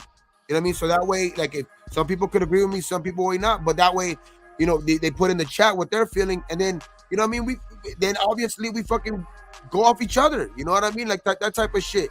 Obviously, we're not gonna have any say so in the thing anyway. So I mean, but So that's why I don't understand why people fucking put out that bullshit anyway. You know what I mean? Like, if you're not gonna have no say in it or anything like that, why are you putting out bullshit, dog? I think Telesco's listening to me, paying Josh, though. I think he is. I sent a pigeon his way, bro. It's a pigeon. It's crazy, bro. Like, he's been on all fucking podcasts off season, and like he's just like has talked about wanting to retire Raider. Like, he had this fucking shit on him before he was even a fucking drafted because he knew he was a Raider and all this shit. And this dumbass fucking just makes like stupid ass shit like that, dog. Because he knows that Max Crosby's a name on the internet right now, especially in the nation. You know what I mean? Because he's the face of the Raiders and all that shit. So he puts that name out there so people can just fucking be gravitated towards. Like what is this dumbass saying now? You know what I mean? At this point, he's just fucking owning that dumbass role. To me, that's what it looks like from afar. Dumbass Rents. That be the new show coming up too. To be honest, bro, I think he's just fucking owning that role now. Like, you know, like, hey, everybody thinks I'm a dumbass, so let me just fucking put out these dumbass takes. Yeah. I wish I could get all drunk and have a YouTube show, bro. You guys would love that. You guys would love that. Shout out to everybody in the chat, bro. I'm hella high right now. I see North Cal, All Eyes, fucking Rick L, Romeo, Arkham, fucking Tapuo, fucking who else is in the building? Clifford, what's up, bro? Michael G. I even said Jesse Gardena is fucking bro. Man, Dolphin Raider 13, Raider Pete, fucking shout out. Oh, Anti-6 wants the league. Anti-6 wants the league. Oh shit! I was gonna say too. Seen salute there. Tubby and fucking Mr. Chicky Soul. Seen you guys in there too. Anyways, yeah, that shit, bro. But I don't have any problems with giving Jacobs. You know, so is that a dolphin with like an eye patch on? Is that like a dolphin with an eye patch? He changed his name to Dolphin Raider 13. I think that's a dolphin with like an eye patch, dog. If you see that fool in the like, it made him look a little tougher, dude. Doesn't look like a little bent ass flipper on the side of your helmet, bro. Like doesn't look like dolphins that killed sharks before. You know what I mean? No, they said dolphins that killed sharks before. Doesn't look like flipper anymore on the side, bro. It got patch on it, like that. Put a cigar in his mouth too. Look good, look tough. Nah, but yeah, I mean, I don't know, bro. Like, I think at this point, I think it's a real possibility that we should go get Russell Wilson, dog. I'm going to sit on that. It's my new take. It's either that or Derek Carr. I'll fuck with you. You tripping. You must be high. See? Nah, I'm just fucking with you. I'm just trying to make you guys laugh. Just fucking with you, bro. That's a good. I need to stop smoking. We got low rent in the building or what? Pack, bro. Do we got low rent in the building or low Wi-Fi in the building? Low Wi-Fi? Oh, shit. Here we go. Oh, man. Pacifist Low. Low Wi-Fi. Hey, my name is Pacifist Low, bro. Oh, Low Willie. Millhouse Low? Do we got Millhouse Low in the building or what? Low House? Low House? Low House? Low House? Just say low. Low rents? Low rents. Wi-Fi low. I'd love to have them 150,000 subs or whatever you got. We gotta keep moving though. We'll keep it moving with the truth and sincere game on the Raiders though. Sincere game on the Raiders. Yeah, but the other thing too, like I would say, like I want to get back to a little bit, dog, because I still haven't talked my shit about that dude. Like this dude is still sour about Al Davis canning his ass and fucking saying that he's been fired from every other fucking job he's ever done, being fired from a job that he was doing for free. You know what I mean? So Mike Lombardi just out there, another dude, just saying these shit because they know Raider Nation is popping right now, because they know that Raider Nation is a big thing on the internet right now, because you obviously see Max Crosby, you'll see Antonio Pierce on the pivot, you'll see Antonio Pierce with Pat McAfee. So you see the Raiders, you know, the Super Bowl being played in Raiders Stadium. So the Raiders are a hot topic right now. So you're going to get these fucking dumbasses like this always talking some shit. You know what I mean? Because especially these guys who are sour about, you know, that situation, and obviously his son fucking getting canned last year. That true? You know what I mean? So it's just Mick Lombardi could eat a dick. Mick Lombardi. Mick Lombardi was Al Davis. No guy. pause. Never got along with Al Davis. Never got along with Al Davis. He said Al Davis was always in his ass. He learned the game from the man. Was in the Raider organization for a long time. Both his sons were let go. That's why he's sour. You wanna go with your boy. That's the reason why you didn't retain the offensive coordinator job, because we didn't want that same sorry ass offense that wasn't doing nothing anyway. A quarterback coach basically scored more points than you did. He's mad because AP passed his son up for the head coaching job. Because everybody thought that was automatic. That would have been automatic. Because when he was fucking fired, everybody thought it was going to be most likely the defensive coordinator, offensive coordinator. But when it was a surprise that it's not a surprise for, I think, guys in the building or stuff like that, or guys who have known how Antonio Pierce has been in his career, or has been trying to get up the fucking coaching ranks. So but to a lot of people, it was a surprise that he jumped from linebacking coach to to the interim head coach. A lot of people would think, because it was a surprise, because most of the time, traditionally it's guys stepping up from the defensive coordinator job or the offensive coordinator job. And what was a bigger surprise even was that the offensive coordinator didn't even get to stay in place. The offensive coordinator got his ass canned too, just like him, and got passed up by AP, which is another reason why I think he's so sour right now. I'm gonna show you. It's not our fault. You want to say AP doesn't know the Raider way. Well, neither did your son going to that Patriot way bullshit. That ain't the Raider way either. Not even close.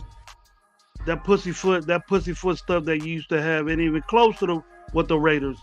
So this is exactly what he said. Let's see what happens. Hopefully we don't get striked, but check it out.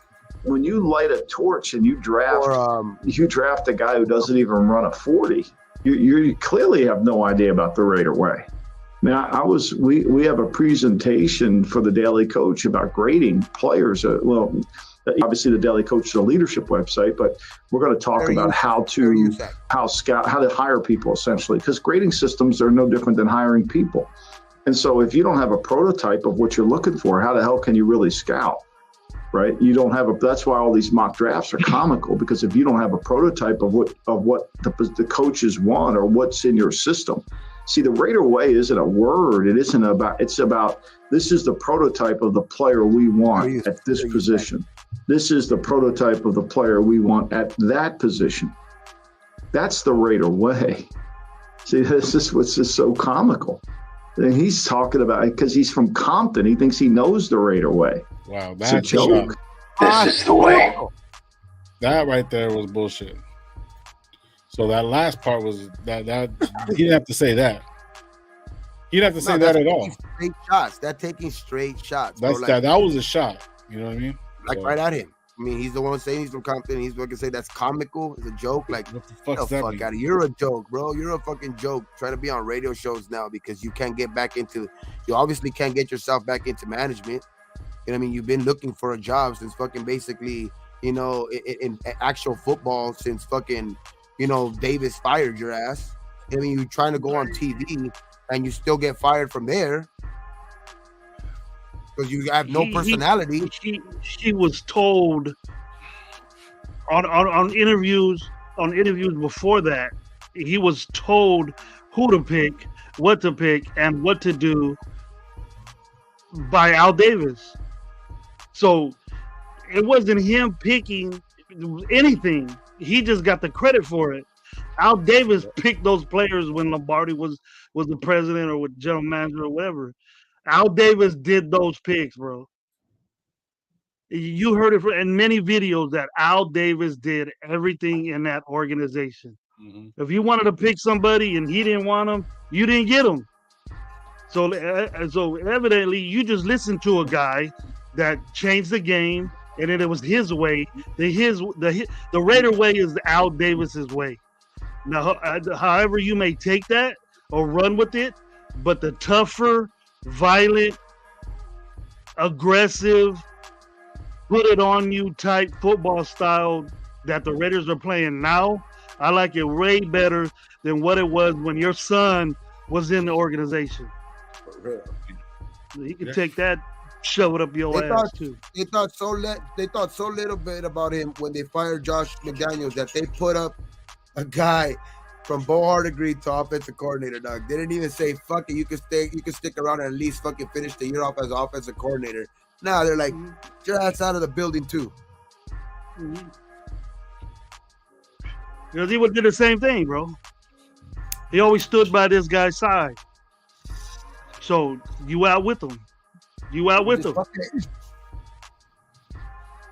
Or your sons of wood saying, "Oh, I ain't got my offensive, I ain't got my head coach, so I ain't gonna be able to do what I want to do. So I'm gonna walk out and cry good with your tail in between your legs, like you're gonna be for the rest of your life. Just a Patriot coach. That's all you're gonna be.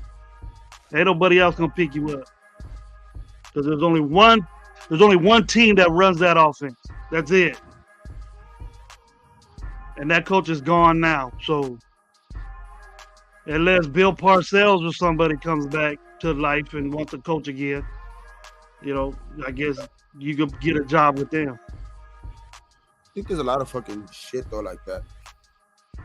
We're gonna have to look at, like in this offseason right now, like there's guys already getting franchised, guys that, we're kind of the hypotheticals, you know what I mean? But, kind of crossing them off the list. And I think that's what kind of what they were waiting for. Like, Snead got tagged today. I think Snead is going to get tagged. So Snead's going to get tagged. So, but they said they were open to a trade, but I don't think that's going to be something that's within a division.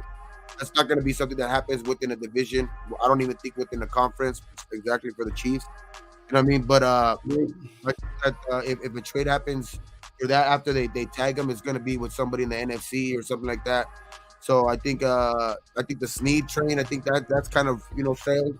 I mean, with that news, but there's still other guys, man. Because with that news, it kind of puts the ball back in the Chris Jones thing. You know what I mean? Are they gonna be pay Chris Jones the big bucks and shit like that, or is he gonna actually hit free agency?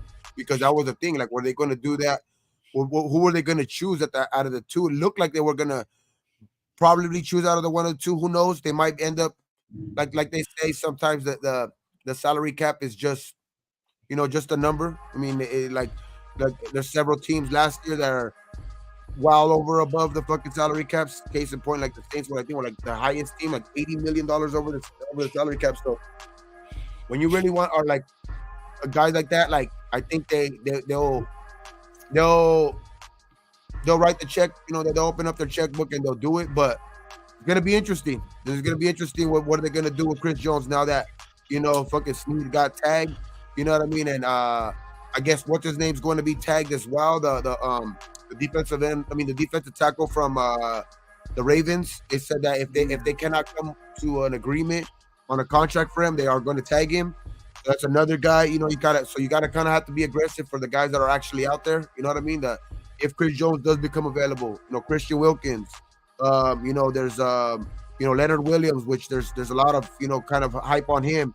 Kind of coming because of the familiarity. You know what I mean? Like, and we've been talking about that earlier, and like we've said, Graham is the type of guy that kind of looks like you might want to go get, a guy like that, because he looks like he Graham, I think, knows what he needs on this defense. You know what I mean? He's seen the improvement of, from when AP kind of took over and let him, kind of take the reins over a little bit too, kind of let him run free reign kind of over there. So I think that he's also going to give AP, I think AP and Telesco are going to give,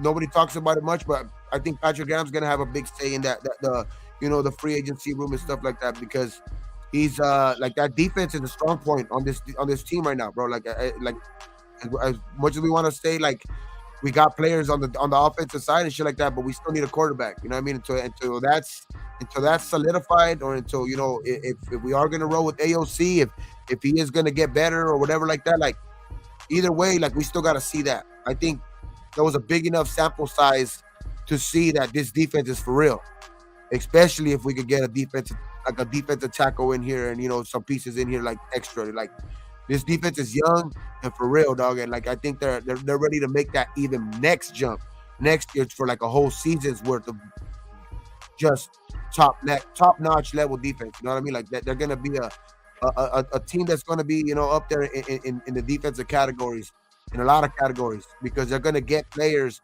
that are gonna help out the players that are already currently here, that are stars, that are look like they're gonna be stars in this league already, and some of them already are. You know what I mean? Like Hobbs looks like he's gonna be a like solidified star, dog. You know what I mean? Spillane breaking out. Spillane showed last year that, damn, bro, like, you know, like I was always on him, but like, you know, kind of opened up the whole nation's eyes to it. You know what I mean? So, you know, Max, you still got Max, you know, and you got the emergence of Kuntz. I mean, fucking emergence. We got the fucking, you know, somebody coming for somebody over here, but I don't know. Let that pass by. It is the emergence of for Kuntz, dude, because he showed up the last when AP gave him the chance. He showed up. You know, Morgan had just a good season all around. Even in game one. Pick up of Jack Jones. You know what I mean? Like, there's some good that defense is for real, bro. Like that, they've showed enough to me that you know they're gonna be a for real defense this year, because I know that they're going to get pieces on this defense, bro. Like it's not no secret to me. Like it might be, you know, guys might still be kind of stressed out about it a little bit in the nation, but I just don't know why. Like I'm not that stressed out because I think that this team's gonna make it happen. Like other times, you gotta kind of play with money and you gotta kind of like oversell things for, you know, for guys to want to come here, because we're kind of a losing organization, not a team with any fucking, you know, momentum or things like that. But I think the position that we are right now has me less stressful, because I think the organization is speaking for itself right now, dog. Like, and then everything that, you know, is just seems to be happening right now. It just seems like it's our time right now. Time to be back on in that picture, bro. It's time for us to be back in that picture of contenders. And I think it's coming, dog. It's coming. Like, you better be on the lookout this year, because a good defense, you never know, bro. Especially if you like, even if we don't get a quarterback, like you just have AOC incrementally better. You know what I mean? You just have them a little bit better, and your defense gets that much better. This still is going to be a team to reckon with. That's how much I believe in this team right now. You got a good coaching staff that's all players. They're gonna expect different from these players, and you got Marvin Lewis there to you know to get with Graham and AP too. It's just, you know, I just think it's three things you need there, man. You need a defensive tackle, you need a corner on the other side of Jack Jones, and then somebody for Masterson. That's what I think. I didn't like the way Masterson played. I never did, really. Jeremiah Trotter. That needs to be a guy that we look at in the draft. Jeremiah Trotter Jr., bro. That guy looks like he's a beast, bro. That's it. Hopefully we do that and pray that we don't get injured all the time. And then, you know, the injury could mop your defense up. Just that tackle. You know what I mean? So if we stay healthy, you know, every player's nipped up after game one, game two, man. You got something wrong with you after that. Oh, yeah. If we're solid there for a whole season, healthy, at the end of the season we're healthy, then that's when we do our push. Did you guys see this? That Ziegler is going to the Saints to be a consultant for like to the draft. Yeah, I seen that shit. I seen that shit. Bring that cap number down. Can't get shit. He's gonna go to two different places to get rid of Derek Carr. Dang, that'd be fucked up, bro. Derek Carr's gonna have a vengeance on that guy, dog. He goes, how'd you get rid of him last time, bro? Come and consult us real quick. Damn, trade him to you. You got to find another dumbass team that's over the cap that can't get out of it. Who's that guy? If I could send him to Carolina. And we like this is as of right now, Dolphin Raider, like we could sign guys like that, like, but with the, like, you know, when we open up some cap room with Jimmy G, when we open up some more cap room with you know, I think the Renfro, you know, kind of thing, like and then Faison could open up another $2 to $3 million. You know, like there's a lot of avenues that we can fucking, you know, kind of, you know, explore to get to even make some more money. You know what I mean? So it's like there's as of right now, you know, that's what it is. We're almost at 60. So it's like if you add in that the you know, those type of numbers, we could be, you know, well above maybe even 80, dog. Like, you know, at that point, or getting to 80. You know what I mean? $80 million this offseason. So we could have some. That's why I'm saying, like, the free agency is going to be, obviously you have to allocate some money to, you know, for the draft and shit like that. But I think as of right now, we're gonna get guys in this building, dog, that are gonna make a big difference on this team. Even right now, if the Raiders can't sign three $20 million players, bro, why would you even do that? I bring guys in on 1-year deals, see what's up. You know what I mean? If you're not seeing who you know what you're building and stuff, like maybe 2 players, not much. Maybe an offensive lineman or a center. You know what I mean? I would say a center for sure, and a defensive tackle and an offensive lineman. And what else? Offensive guard, you're not going to be paying that much. Offensive guard, you ain't going to be paying nowhere near. You would do that. If you were to do that, I would get a corner. That's another good corner. Yeah, defensive tackle, corner, and then you can split up the other 20. Like I say, like, okay, I'm just taking up with those 3 20s, right? Yeah, I'll say 20 for 2 players, and then you can split up the other 20s, like the other 20, and like getting an outside linebacker, and, you know, and possibly like a guard. You know what I mean? You get a corner, a defensive tackle, an offensive linebacker, outside linebacker, and a guard. Like that's the way you can go, because those are big holes in this team. And I mean, obviously, there's going to be probably more guys than that. Obviously, going to be signed to this team, because there's obviously going to be more draft, you know, like positions that are, I mean, like just roster spots that are going to have to be taken up and shit like that. But don't get like it's that's why I'm saying that these are just going off of these numbers that we have right now. Like, I still think there's a lot more room to go over. And I think that, you know what I mean, if we're already close on paper, I don't see us, why not pushing, you know what I mean, a little bit over even if we have to. You know what I mean? Because Mark Davis has the pockets now. Yeah. Michael, I'm gonna give Diablo one more season, right?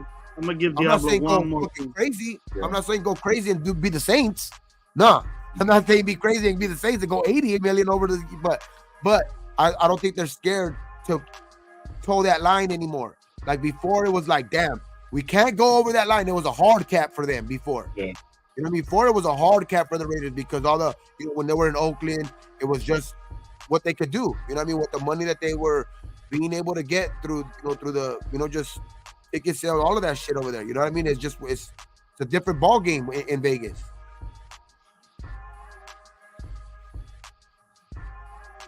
True. Got a money printing machine in Vegas, dog. Motherfucker already paid off the damn stadium, and he's fucking. Look at the Super Bowl. How much? Like, I know that they have to split, of course, revenue with the NFL and all that shit, but trust me, he made a fucking pretty penny on that fucking just that one day alone. That 1 week, that whole week, because that whole week was shit that was being done at Allegiant Stadium and Raiders facilities and all that shit. So. That whole week was Las Vegas made that day, bro, with all them high money rollers over there, all them players that are chilling over there. Yeah, man, come on. Some of the high rollers can't even get into the hotels they get gifted for the casinos because they're bought by players. That's crazy. For a whole week, chilling there for a whole week, just having parties and shit. Yep. They're making all kinds of money over there. So it's like, I mean, even with that, I mean, see, that's what I always kind of get confused a little bit, because, like, say for example, Mark Davis made $1 billion last year, right? And he has that extra on the team, right? And even though there's, you know, you have to stay under the cap, right? But what if he turns around and says, I'm gonna give you 10 million signing bonus, I'm gonna give you another 20 million, like take it out of his own pocket to pay these players? You can't do that, right? You're only, I mean, you can, yeah, because in a sense you can restructure, right? You can restructure and give him more. Like, you give them more guaranteed money out of their own contract. You can't give them pocket money out of their things like that's on, like, unless so, like, you have no paper give trail. like Josh Jacobs, say a 24. What was it, the deal that you wanted to give him? Say you give him a 3-year deal for 27, right? For 27, you right? give him a 3-year deal for 27, and how much is that guaranteed? that's what's good. That's the important number. The guarantee number would have to be like somewhere around. I would say give him 2 years guaranteed. Give him 18. Give him 18 guaranteed. Okay. You know what I mean? If you give him 18 guaranteed, I don't know if they can do the whole 18 guaranteed though. Bonus? To be honest, I don't think they can give him the whole 18 guaranteed because it's a running back, and I don't know if they give a signing bonus doesn't count. A signing bonus doesn't count on the cap. I would say 12, like a 12 guarantee maybe. So that's what I'm trying to get at. 13 guaranteed in guaranteed money. I'll say like 12, 13, like maybe half of the contract that I'm giving out there. Half of the contract, I wouldn't feel too bad of. So the 18 million, right? Because we're gonna keep him for 2 years no matter what, right? So if we give him that 18 million, that's considered guaranteed, right? So if we gave that to him as a bonus, wouldn't that only be so much? So it'd be 18 guaranteed and 9,000. So he'll get 9 million within 2 years. So he'll only be getting paid $3 million each year. What? We got a super sticker in the building from NorCal. So what, bro? No, his signed contract, what he gets paid is gonna be his every week check that he gets. That's what he signs. Okay, signing bonus money could be, hey, to sign this contract, we're gonna give you 10 million. Okay, that's like voids the guarantee of the third year. It'll probably void that. We have an option year. So it won't count against the cap. That's what it would be. Why would it have to do that? That's why I'm saying because it's coming out of Mark Davis's pocket. It all comes from out of Mark Davis's pocket, but it's not involved in the contract. But see, this is what I'm saying though. It's like if you give him that, then you should only be able to pay him this amount. You know what I mean? Why can't you do that? That's what I'm saying. I don't understand why you can't. Whatever you're gonna do, the whole thing said this is what we're gonna pay you straight up. 18 million, boom. Bonus. This is going to be your bonus, and then you're going to sign for 4 mil a year, right? No, bro. Each year is a write-off year for Mark Davis. He'll rather roll with that. Right, but what I'm looking at, Gravy, understand what I'm trying to look at. They spread the bonus over 3 years. Say it's a 3-year contract. Why don't you just pay him? So what I'm saying is, why don't you just pay him $18 million? Why don't you just pay him $18 million? But this is how they average it out. Say it's a 3-year contract. And it's 27 million, and they give them 18 million. So then the 18 million dollars guaranteed, they spread it out through the 3 years, right? And the 3 years, 18 million is the average of what, like say like a little bit under, like 9. It's 9 million, 8 million, like 9 million. So that's no. Okay, I'm sorry. You said it. What was it again? How much? It basically just offsets from like whatever's left over. So 18 million. It's what, 9 million. 9 million left over. Saying, right. So you spread that over 3 years, and that's his number. So you'll have a $3 million cap hit every year. That's what will be his cap hit every year, because that's what will be the $9 million left not that number, not that high number. It'll be the $9 million left on his contract is what they get spread over the 3-year contract, and they average it out from 3, and so he'll be getting paid averagely of $3 million on the contract side, but the other 18 million will already be in his bank account. That's what I'm saying.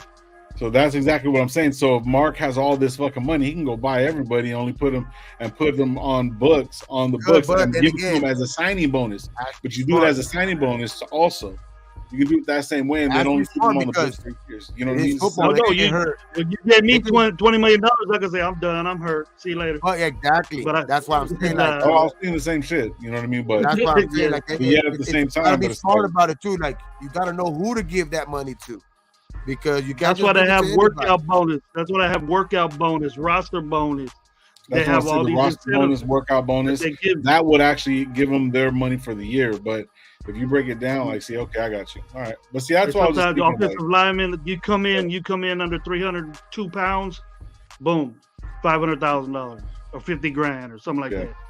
They get that, and they're right there. Well, I know about the bonuses and stuff like that. That's what I'm saying is like that gives them the incentive to get there. You know what I'm saying? So that's all I was saying. For that the signing bonus is an incentive to sign the contract.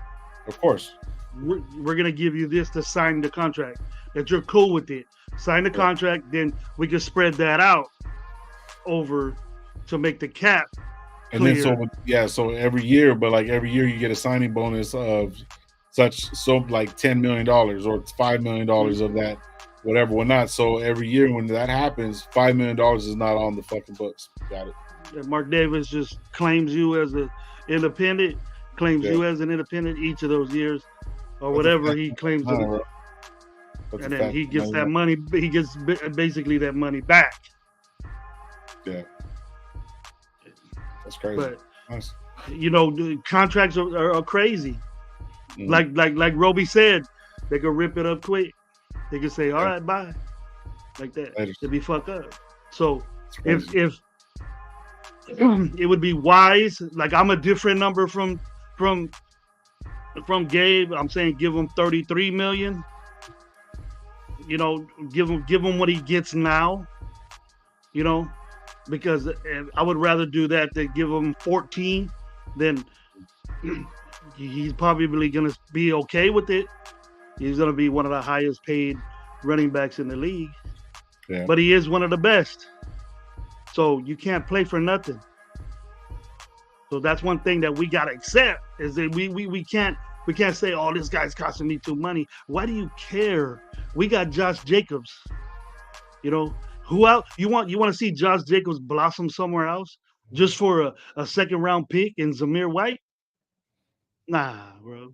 I don't. So Zamir's third year, right? Yeah, he'll be coming up. What if he starts tearing it up and we tag him? Yeah. We start doing shit like that. Yeah. He had a bad season because everything what I said that he did, he came in fat. He wasn't ready. He wasn't ready to play. Yeah. I think this year is going to be a little bit different. You're going to get them done quick. Yeah, so all this shit's going to happen really, really quick, and we're going to know who our team is. And there might be some changes, bro. But I mean, there's another question, bro. Like, I don't know, and I'm really, really taking this into consideration, bro. And I'm just thinking about it. Whatever, if he comes on the low too, because basically, fucking Chargers have to pay him, bro. What about Mac? Would you care if Matt came back at all? Like, I mean, let's have a decent conversation about this. Not just like, oh, he's not old. I mean, he did play pretty good last year. He wasn't fucking horrible, but I mean, if we got, Khalil Mack back, would you really even want to do it? I mean, he's no Peters. Like, I'll guarantee that. He does tackle motherfuckers. But I mean, you know what I'm saying? So it's like, I'm not saying to be nostalgic, but I mean, would he be a good fit overall? Because people have been asking about Khalil Mack, bro. Wow, bring him back. You know what I mean? This is my view, bro. If we didn't have Kuntz playing the way he did at the end of the season, I would entertain that. Big name, old Raider. Didn't go out the way he wanted to. That was a Gruden thing. But it doesn't mean that just because he was a Raider, we should take him back, bro. He's expensive. And you don't know if he's going to want to do a cheap thing just for the Raiders. All them dudes want to get paid. But the thing is that seeing our young guy turn into a great guy, he outplayed himself, bro. He outplayed what we expected Kuntz to play. Why would you mess with that? Hey, but like the same thing we say for Zamir though, like how like say we could get a Mac, right?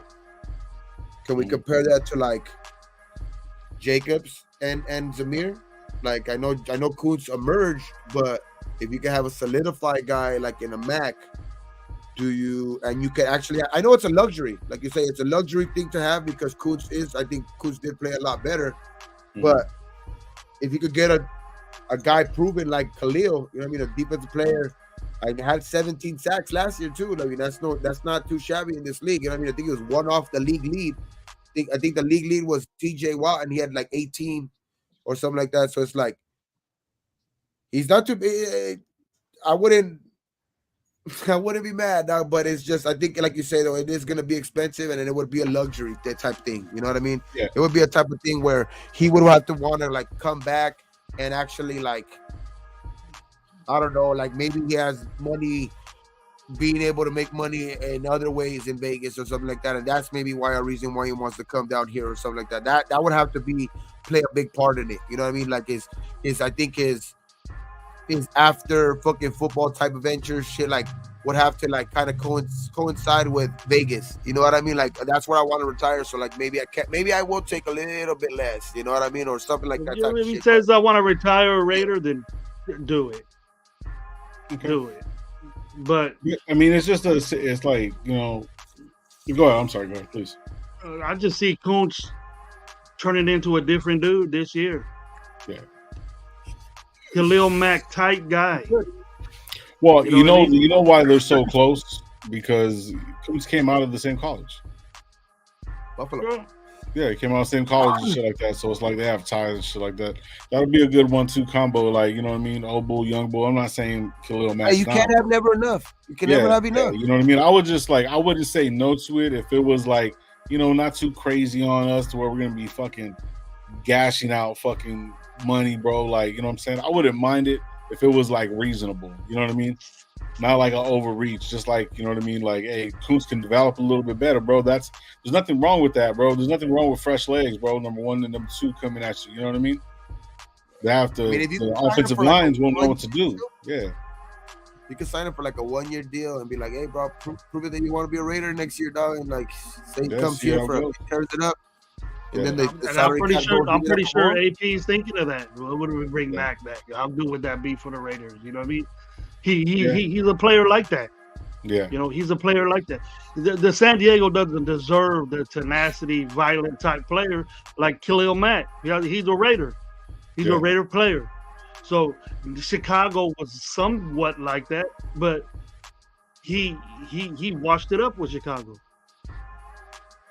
They wanted to go a different way. So but it would be another. That is the one thing. He had the choice to come to the Raiders if he wanted to. I bet. Yeah. You know, we heard about it. Like, so I bet you this: if you had a choice to choose between Mack and Leonard Williams, as much as I like Max, and Max a better player and shit like that, I'm taking Leonard Williams for the fact that we need that position. We need that position more. Yeah. You know what I mean? Easy. So that's why, like, as much as I know, I'm not gonna sit here and lie to you or anybody that I'm gonna say that Leonard Williams is a better player than Khalil Mack, because he's not. But what we need on this team, that's what we gotta go also look at too. Like, we can't just go be like, oh shit, let's go get fucking this guy because you know he's the best player at his position, and this shit. Like, nah, that might not be something that we need. Yeah. Let's go fucking use that money that we actually have and go fucking fill the holes that we need, bro. And this team is gonna get a lot better really quick. And we don't know about if Tyree's gonna come out of his little girly shell he's in. Gravy. We don't know that. What are you? Gravy's turning the corner on Tyree. Oh shit, let's go. No, I didn't turn the corner. I said if he comes out of his little girly self. If he comes out of his little girly self. He is, dog. He is. You said his growth in his shell. That's what you say. You switch it up. If you have, like, just say this. Put it hypothetically. You say hypothetically. I know it's most likely wouldn't happen, but who knows? Because he is an ex fucking Charger. He is an ex Raider. You never know. So, like, say we do get him, and you have him on this team, dog. Like, the defense automatically gets better, bro. It does, bro. It does. This team is it does. It's just like Tyree is going to be playing with monsters out there, bro. He's going to have to be playing with Max, Kuntz, who's emerging, and then fucking Mac. Like, he's gonna have to be going through that in practice every day. He's gonna have to get better. I would rather draft that kid from UCLA and let him go. What I mean is that he would have to get. No, you can't let go of a seventh pick. No, I'll let Mac go. I'll let Mac. Let Mac go. And get that kid from UCLA. Young guy. 13. We go lower. Now this is Lowe's dream world, and we get Wilson. This is we get Russ. It's not necessarily a dream. No, see, my Russ. Like, it was my dream. I'm gonna bring this up again. Different. It was my dream. Fucking half a year. What? Hey, almost at the end of the season. My Russ scenario is different than your guys because mine is it cannot mess with our ability to go up and try to get our first round pick quarterback. Like as long as I want Russ. We've all been on different spots with that game. All three of us are different spots with that. You've always stayed solid. Fuck the picks. Let's go get Jaden Daniels. No, I'm whoever is there. We can even go get Russ. We can even go get Russ as long as we're gonna not. We're still going to be aggressive and try to go get our first round pick. And I don't mind if that guy's, I don't care. Like if, I know how people are so adamant, like, sometimes on that guy's a first round pick or that guy's the third pick in the draft, he has to play. But like, if you get a guy like Russ, you know what I mean? Then you obviously can actually kind of like sit back and actually let this guy, take in the game. You know what I mean? So it's like, he's still young. He can still sit a year under Russ if he has to. You know what I mean? And if Russ comes back and he just is old Russ or he's just not Russ of old, you know what I mean? Then you can actually, kind of ease him into the offense or, maybe by week 5, week 6, something like that. But it cannot mess with the ability to try to go up and go get that guy that we want now. Yeah. But I am on board with Russ. Like if we do go out and get him for that number because he is going to be getting paid so much money from Denver. Another guy, he was calling me an idiot a long time ago to get Russell Wilson, and now he's down with it. God damn. No. I never called you an idiot. I never called you an idiot. I said that it was dumb. There's a difference. Or something close to that. No, it's because the reason why I said it back then is because I was like, nah, because then that's gonna try to be our answer.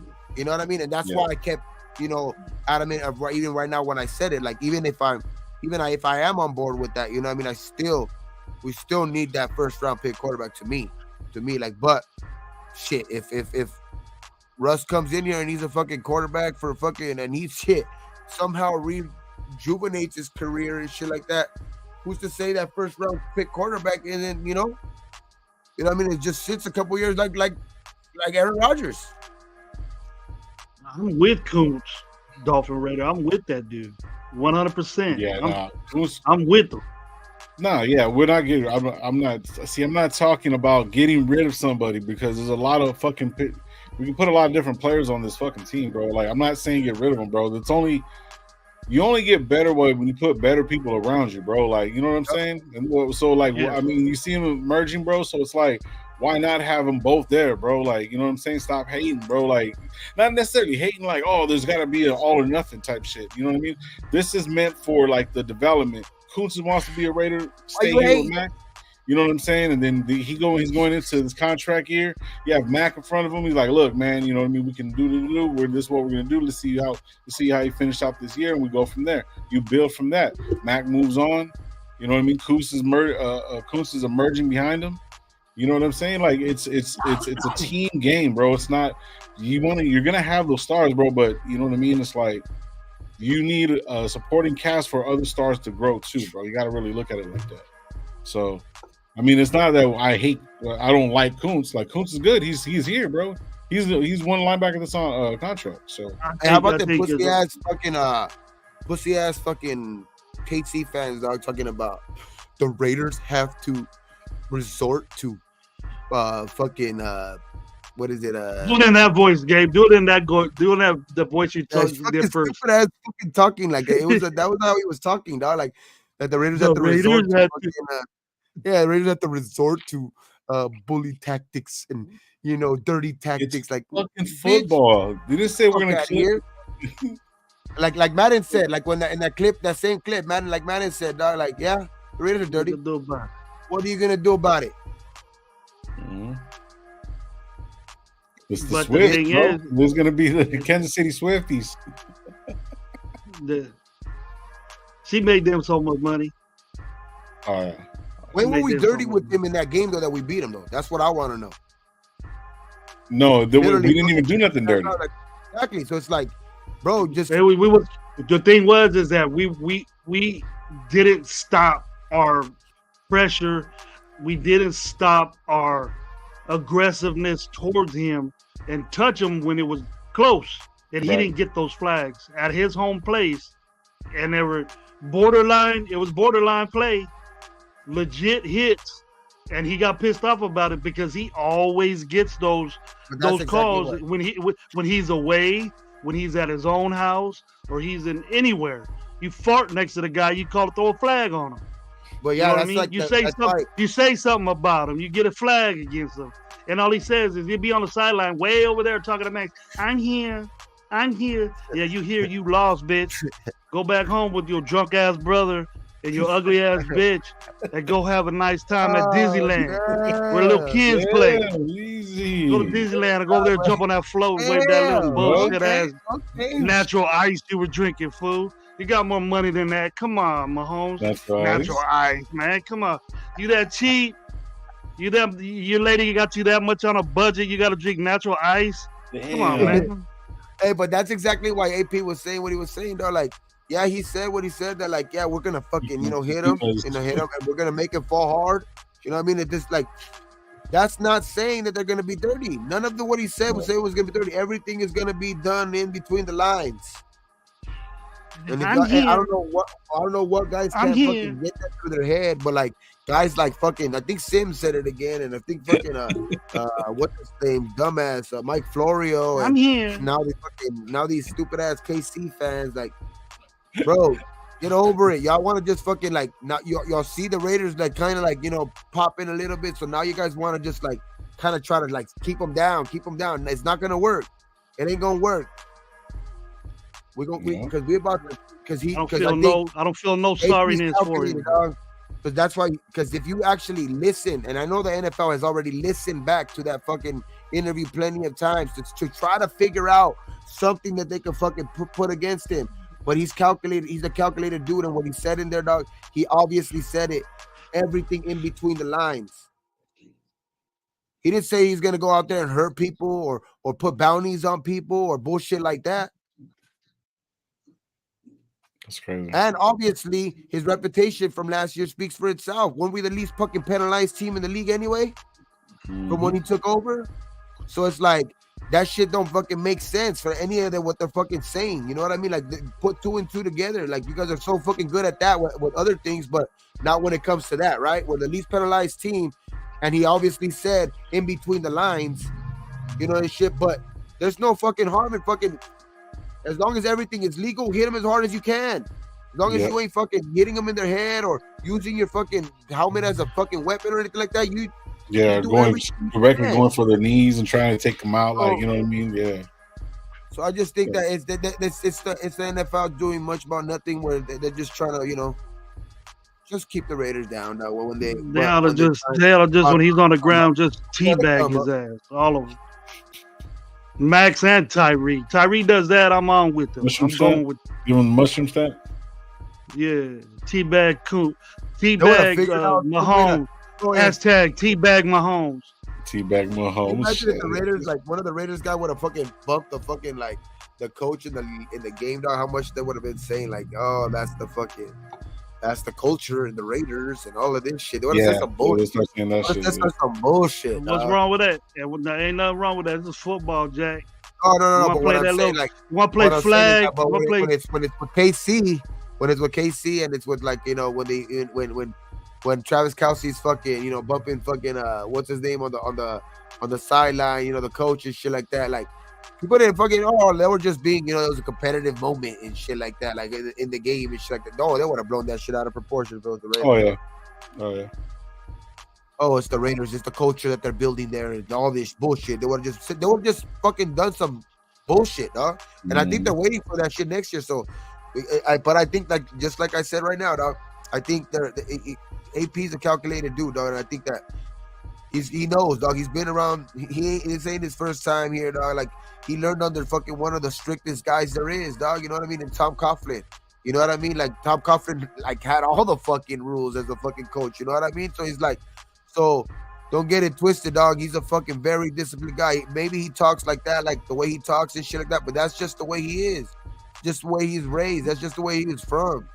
You know what I mean? And then just all of that bullshit is that don't mean shit, bro. Like, and that's why, you know, people may look down on Raider fans from afar or whatever like that, because, you know, we might fucking be in all black sometimes, look like little fucking Cholillo or whatever, dog. But we know what the fuck we talking about. We definitely know football. We definitely know Raider football. Yep. Because each of us have played or in somewhat at different levels, and I'll put them up with the best. You know, as far as turning a team around, as far as changing the attitude, changing the locker room, it was a drastic change. We Gabe, you even said it, and Low too. It was hard to bring up something when we were losing with McDaniels. It was hard to even have a lie. Dude, we had to say, you really want to have a lie?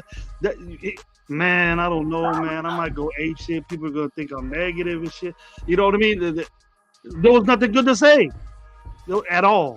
Yeah. And as soon as AP, one week, in one freaking week, this dude changed the whole. First time the Raiders in that season had 2 games in a row wins. I don't care who, Jets and Giants or whatever it was against. You know, and then now he gets on a pivot and says, hey, or he gets on the rush. Both of those interviews, he said, you're gonna feel it the next week. You're gonna feel it the next day when you play against us. You're gonna wake up a little sore. You're gonna wake up a little tired. You might not want to do something. You know what I mean? And that's what I like to hear. That type football, that type way. That's another guy I forgot about. You know what I mean? Caldwell's a ex-fucking head coach in this fucking league, dog. A fucking defensive coordinator in this league. Like, that's a fucking big time hire to that fucking coaching staff. Yep. You got dudes surrounding you with ain't nothing wrong with that. Ricky Manning Jr. Ricky Manning Jr. You know what I mean? Like, I like that him, and then the running back coach. I know we didn't get Deshaun Foster, but Deshaun Foster, I mean, he went to go. Big ups to him, you know what I mean? Big ups to him. You know, I hate UCLA, but hey, big ups to him getting the fucking job at UCLA. His alma mater, dog. He was one of the best running backs ever at UCLA. So, I mean, big ups to him. I mean, it wasn't a no-brainer, dog, to choose where he was gonna go, either head coach or this. You know what I mean? So it's like he had to take that opportunity. But we got Cadillac. We got Cadillac Williams, man. I remember him from Auburn and shit like that. We got Cadillac. He was a pretty good decorated. Good decorated coach, a guy that was good decorated player, and a guy that when he was in the league, he was a guy that was a bruiser. He was going to make this shit. He was going to make you feel like you were going to have to feel him get tackled. Dog. Like, if you're going to tackle him, you better tie your shoes tight. You know what I mean? Because that shit, it was going to be a fucking. Every time you got to go up against that dude, that dude was better buckle up that chin strap, and you better put that mouthpiece on. Because if these guys run like Cadillac, shit, it's over with. I run the ball 60 times a game if they run like Cadillac. And I think, to be honest, as much as I like Deshaun Foster, I think I don't like UCLA or whatever, but I thought he was a good back in the league and like in college too. But more of the back, like more of the mentality back that we need is more of a Cadillac anyway. You know what I mean? With the running backs that if we decide to come back with Josh Jacobs and fucking and Samir, that's the type of running back you would want. You know what I mean? Kind of like, hey, this is the way I ran the ball. You know, kind of telling them, kind of like, you know, giving them pointers. I know that, you know, obviously they could go back and forward with the shit, but I don't know, man. I think that's a guy you would want to model your game anyway, because Cadillac was a fucking beast, man. Yeah. He's gonna have a different like mentality of like running the ball and shit like that. Him and Luke Getsy together, bro. Wasn't scared to fucking run the ball against anybody. He's gonna go ahead and with anybody. He delivered punishment, bro. They're like Zach Crockett and fucking those dudes, Tyrone. Those dudes. That's why his name was Cadillac. It wasn't because of he looked or he had a Cadillac. You know what happens when an old 1972 Cadillac Coupe de Ville hits a Volkswagen. Well, what happens to that Volkswagen? There's no more Volkswagen. There ain't There's a no more scratch on Volkswagen. that Cadillac. Oh, goodbyes. Yes, There goodbyes. ain't a scratch on that Cadillac, bro. They don't need all this The puffy scratch on shit that coming Cadillac. out. They don't need all that shit messing up your nose and face and all that shit. You just raw American steel. And that's what football is, man. That's what Cadillac Williams ran. He said that's what football is. That motherfucker weighs about Big, 3 tons. 1972 fucking Cadillac. Hey, those Coupe was Cadillac real weighed about four-door. 3 tons. You Bam, could like barely that. drive them on you could barely drive them on surface streets and shit. Mhm. Fucking weight so damn much and shit. But hey, but that fucking they are built to last. Those motherfuckers were. That's why Cadillac got that nickname, right? The king of cars. But Yeah. hey, Yeah, he but that ran like a Cadillac. Ain't nothing happening to him. Everything's happening to you. All smashed up and hurt and shit. There ain't a who was scratch the on other that back? Cadillac. It was Cadillac and who? They had a good tandem. I remember it was Cadillac and Tampa Bay, they Yeah. had a Done? what's his name? Was it done? No. Was it Work done? done. Work They had done. work done in Cadillac Williams. Yeah. That's crazy. I remember They had- that. it was Yeah, towards the Thunder end of and Lightning. Warren's career, right? Yeah. And work done was tight too. Yeah, he was the. Oh, he was yeah. like- Oh hell yeah. Work done, and then Many running backs, dude. who were the twins? Tiki and Barb. Rob. Barber, Tiki and Barber's Rondé. They're pussies, dude. How? Fumblers. Damn. Rondé's in the Hall of Fame. I don't know why, but Picks. there's better A lot of picks, there's better corners than him that deserve it more first before him.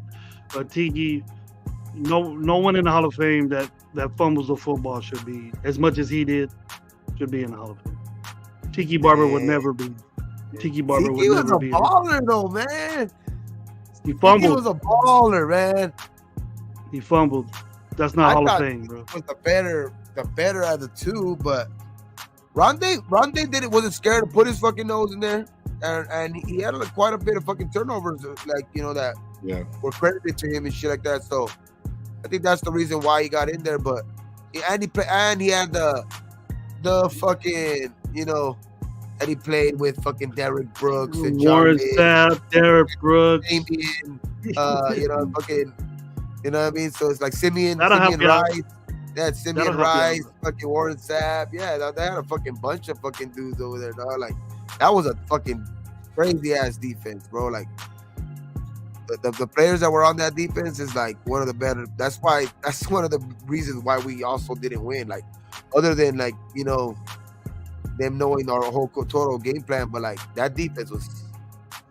Didn't Rich Gannon make him famous too? Rich Gannon made him semi-famous. Rich Gannon made them famous. Yeah, well, yeah, 5 turnovers. We'll do that. 5 turnovers. To make Derek. That's the one. That's the one. Right. Imagine if Gannon wins that Super Bowl, like, what legend do you think he's at right now in Raiders fucking history? If he wins that Super Bowl, like, I know we're talking what if, but just like, what I mean, we're at the end of the show anyway. Like, what is he at right now, dog? Is he like the top quarterback ever for the Raiders, or do you still give that to, like I say, if he would have won that Super Bowl? He would be up there. He'd be top 5, 4, 3. Or do you still give it to Jimmy Plunkett or fucking Jimmy Garoppolo? Stabler. Yeah, give it to Jimmy. Stabler. So do you want to go by? Are we going by numbers? What are we going by? It'll be Stabler or Jim. Jim Plunkett didn't have the numbers, but he had 2 Super Bowls. But what about Flores? Yeah, but he had more of he was a coach and player type thing. But like what's his name He was won more Super Bowl as a coach and as a player. Stabler was the shit, dog.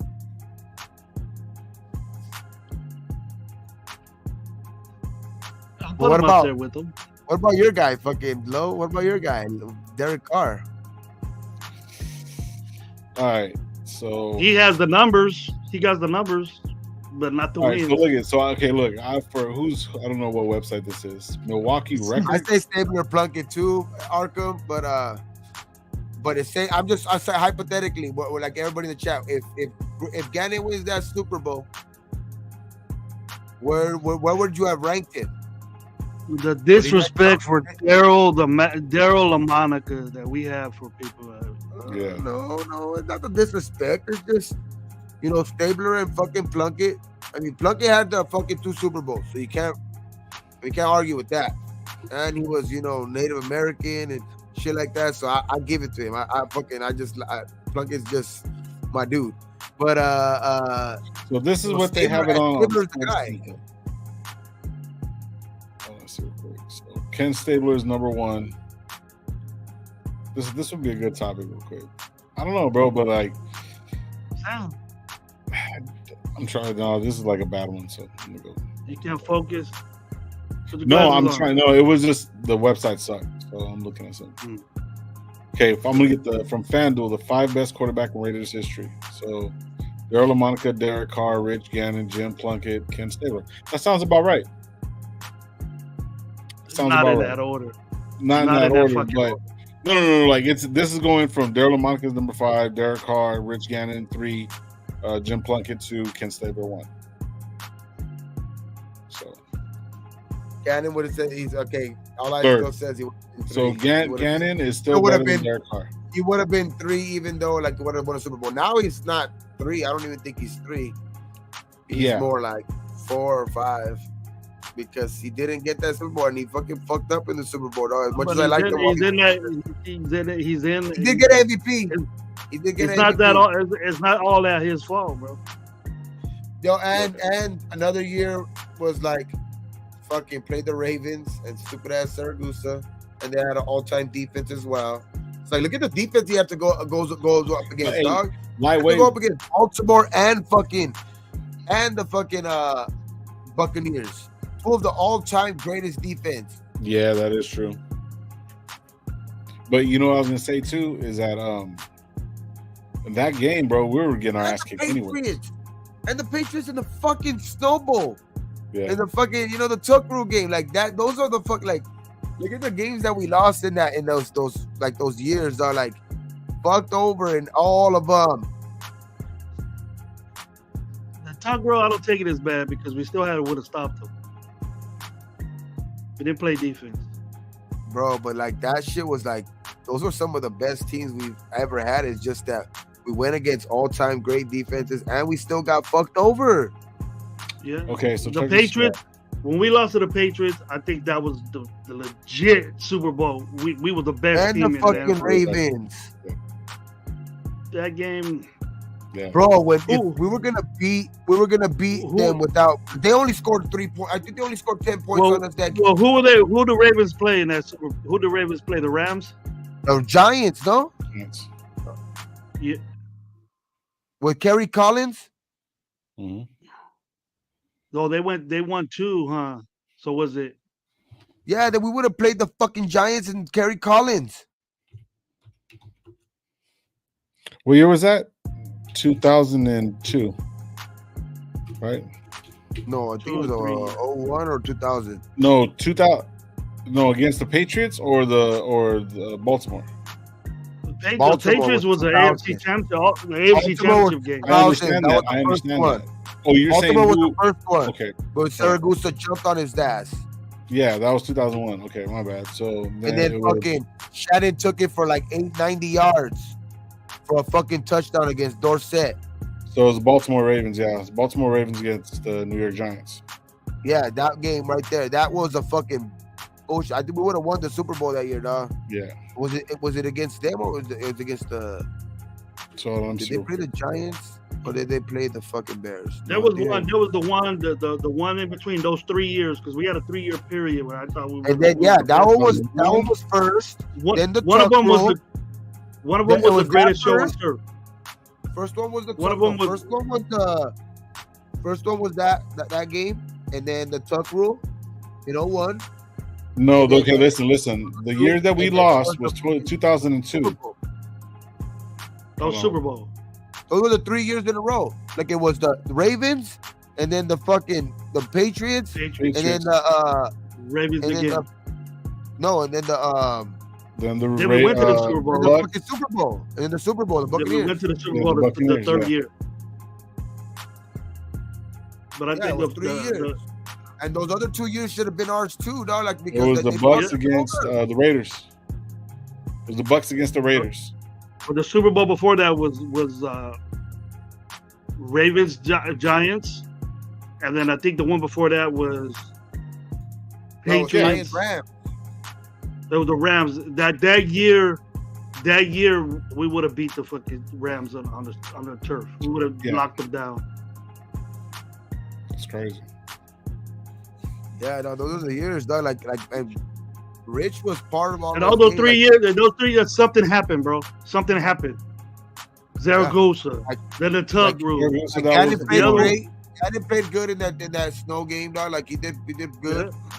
He didn't do bad. Like he was running the ball, getting first downs, and he had and that was one of the better years too. And he was gonna get, to the fucking Super Bowl, dog. And then like they fucked us over, dog. Like Charles Woodson and Greg Beaker had that game sealed for us.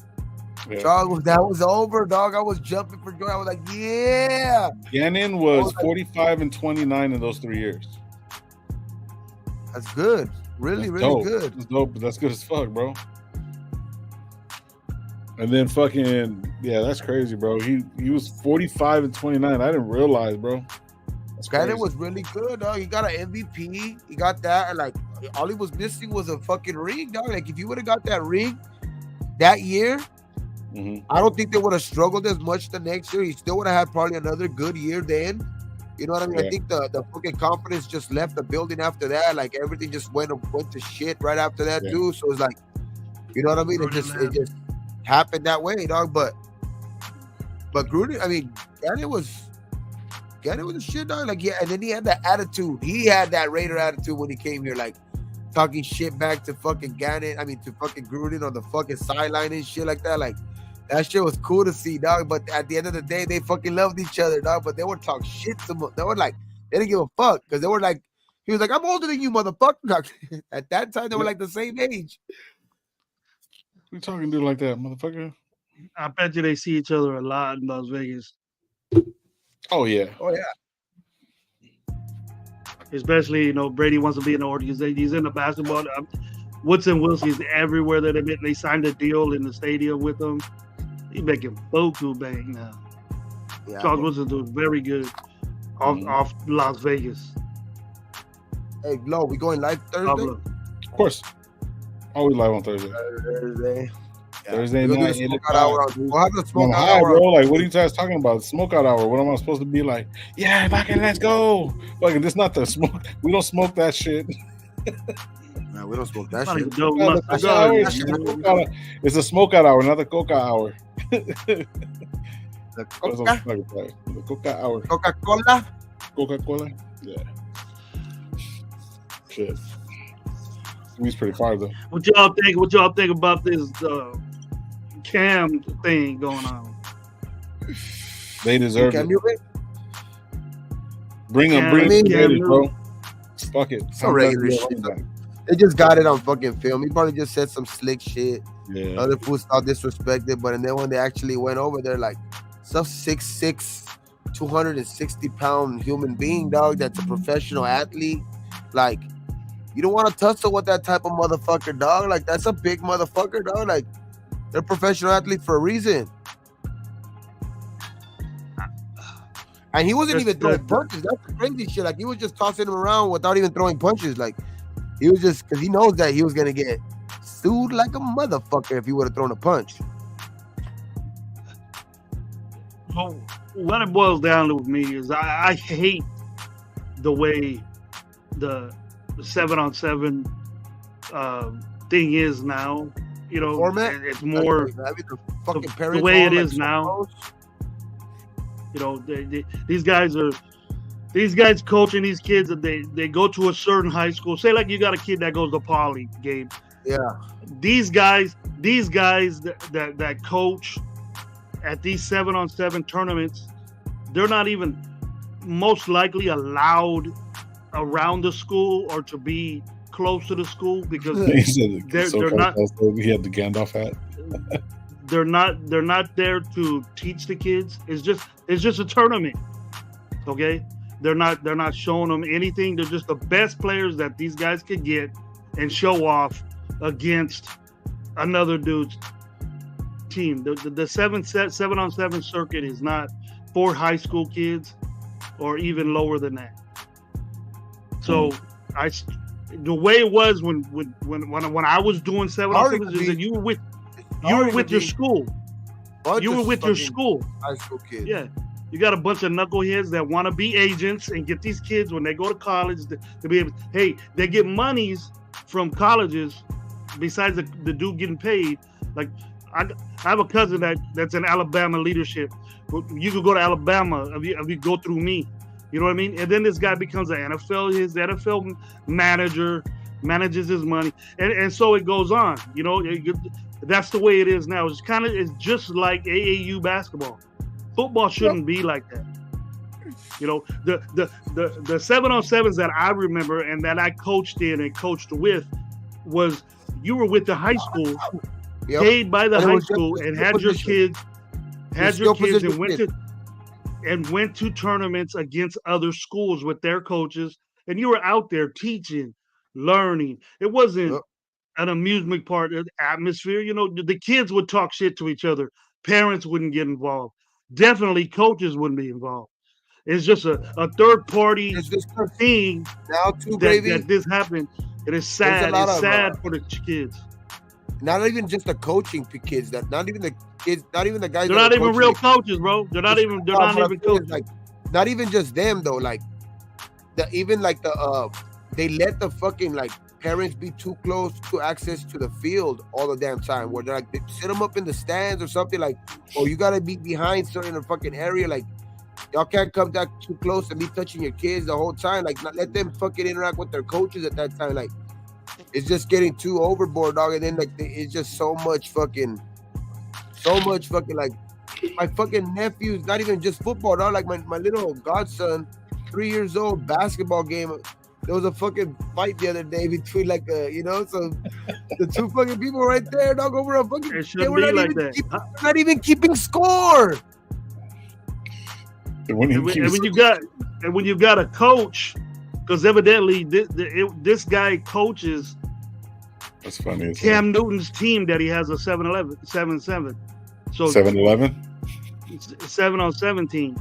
And it's all skill players, Lo. It's just receivers, running backs, quarterback, and that's it. The little offensive linemen, they do their own thing. They have lineman camp where they lift weights, do 3 That's more organized. That's more organized, way more than the skill position guys. All it is like these ex-NFL players playing flag football. That's what it is. And then people show up. Parents pay for your children to be close to Cam Newton, and these dudes charge you for that. Get paid. Give your kids some bunch of Nike cleats, a bunch of sweatsuits. You travel a little bit, but you don't get really nothing technique, fundamentals, or anything. You got coaches out there. No, you got coaches out there fighting each other. What example is that towards your kids? You know, what teaching is that? You already got disrespectful kids playing football already. You know, not really treating the football as a respectful game, fighting out on fields, fighting with referees. You know, parents running out there.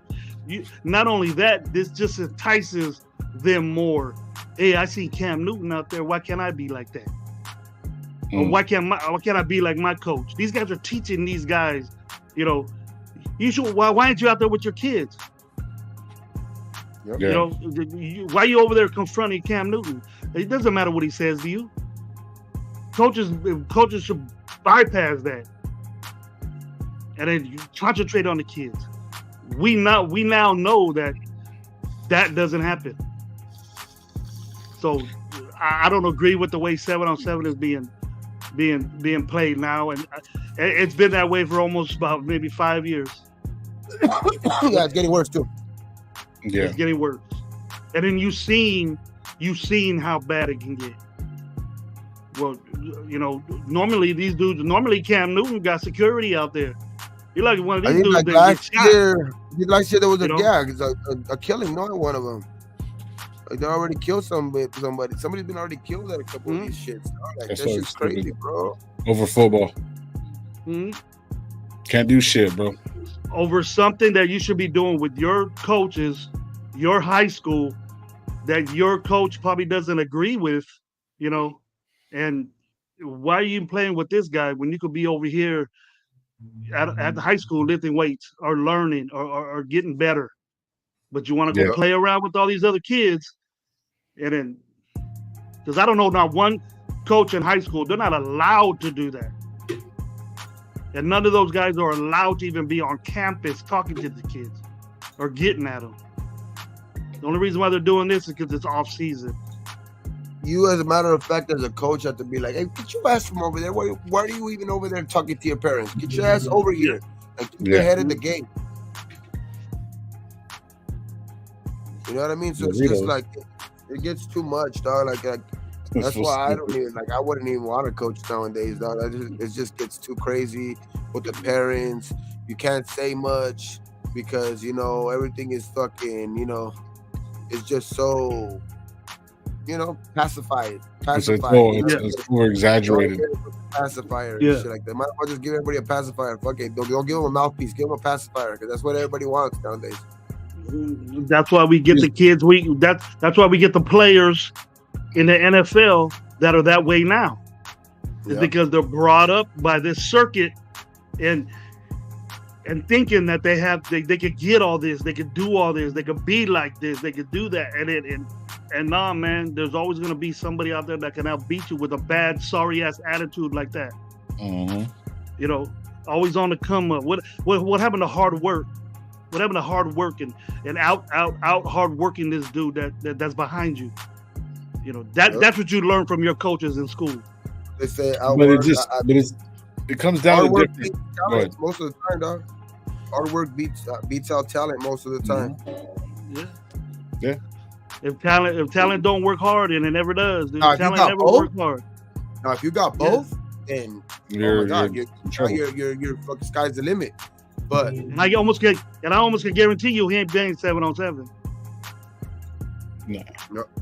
He's in the gym working, watching tape. But that's why those things though, like they get crazy now because just with the Cam Newton though, that's why people had that shit on film and everything like that. Like they knew that shit that some people just like to get famous off shit. Some people just like to go start shit just for start shit because they know that's Cam Newton and there's access to him there at his 7-on-7 camp and shit like that. So it's just a bunch of shit nowadays. It wasn't a camp game. This wasn't a camp. It was 7-on-7 tournament. It was a tournament. So all they do is play. That's what I mean. They know that he's gonna be there, and they know that you know what I mean. And nowadays it's just everything to get a little bit of clout on fucking social media and all of this bullshit. So people are just weirdos nowadays, dog, and they'll go over there just to start some shit. You know what I mean? It's just when this is supposed to be for the kids, right? You know what I mean? That's supposed to be for the kids, right? And it's just a bunch of weirdos out there, dog, just starting bullshit for no reason.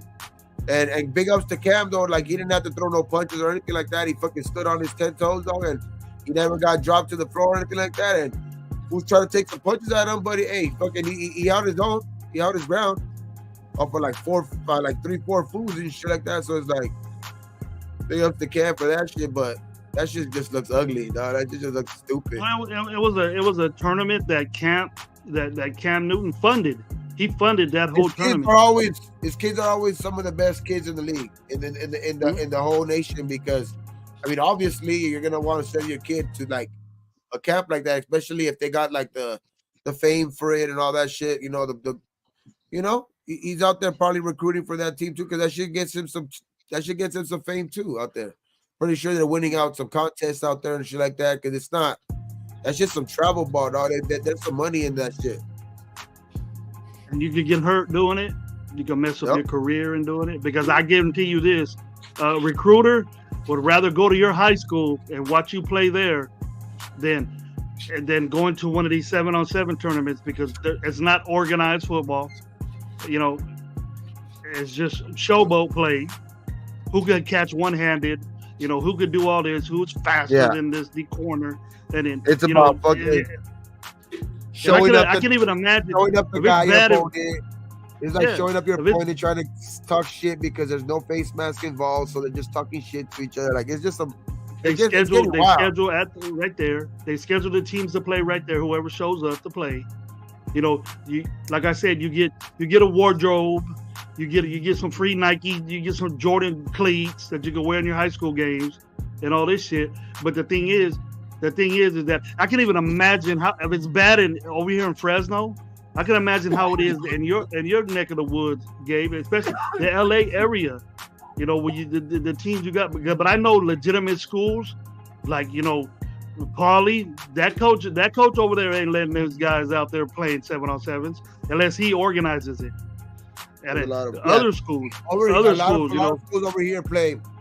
There's not really a lot of travel shit down here much. It's more you're playing with your school guys. You're playing with the guys on your school, on your team, and you're going out as, you know, your team, and you're playing other schools around the league to like see if. Well, that's the way I remember it, dog, because I remember that's the way it was. Going to play 7-on-7 against some of even the better teams around there. Like they were like in Division I football, like, you know what I mean, like going to play like Charter Oaks, you know, fucking South Hills, or like just schools like that, Los Altos, and like there was just like schools like that around that area where they would go play those schools that you wouldn't normally play during the season because they're like, you know, they're divisions ahead of you or anything like that. But you want to test out, you know what I mean, how good your guys are and shit like that. So you play 7-on-7 against those high schools. You want to get a gauge of your good players.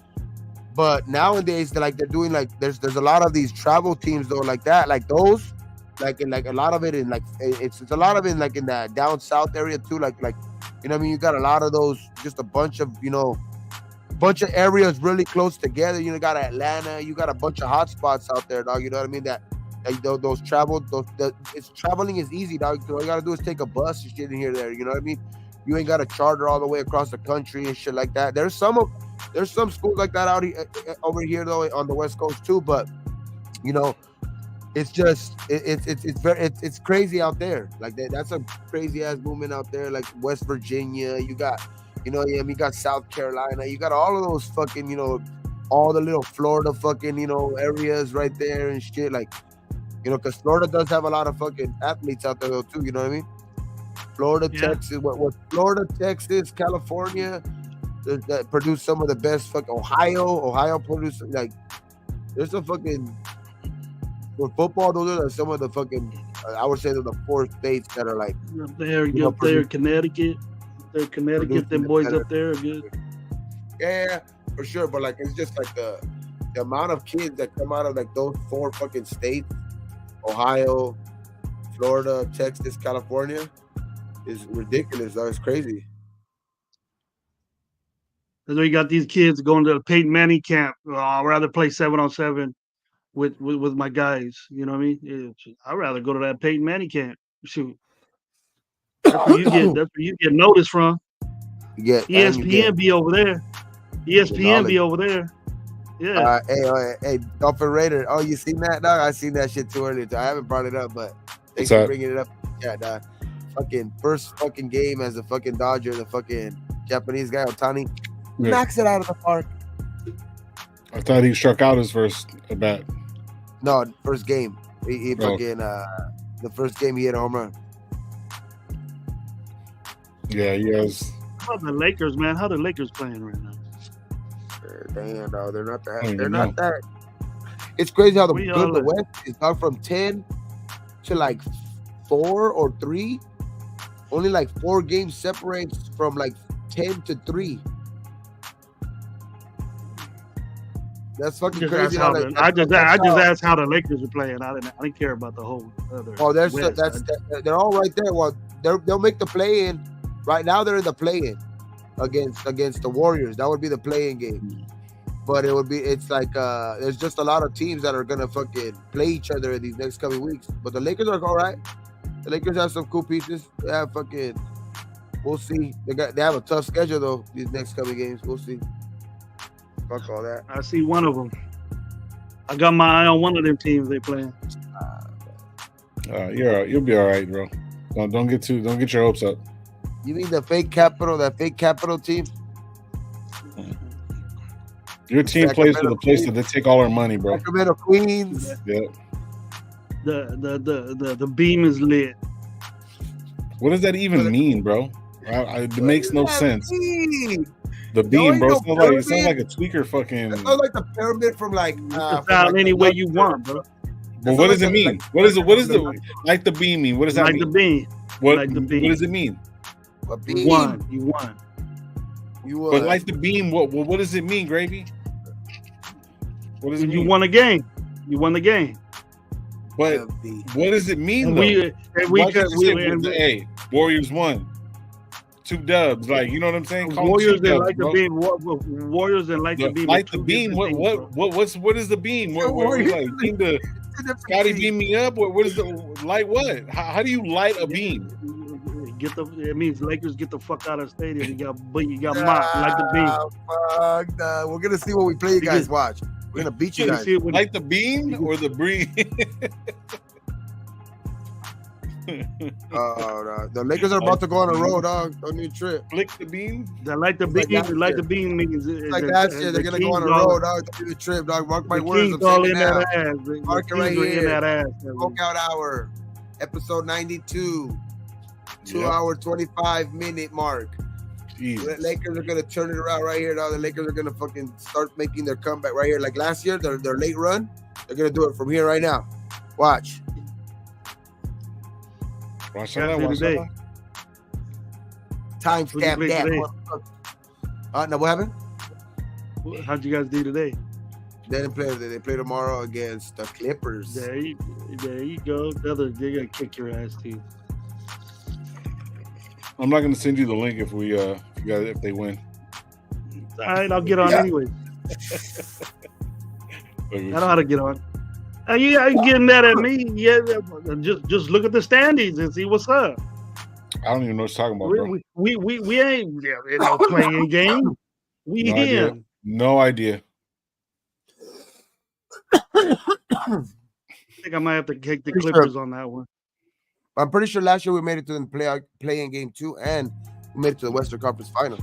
Yeah, did you even play in the playoffs by chance? No, dude, we lost to the ones that won the whole thing.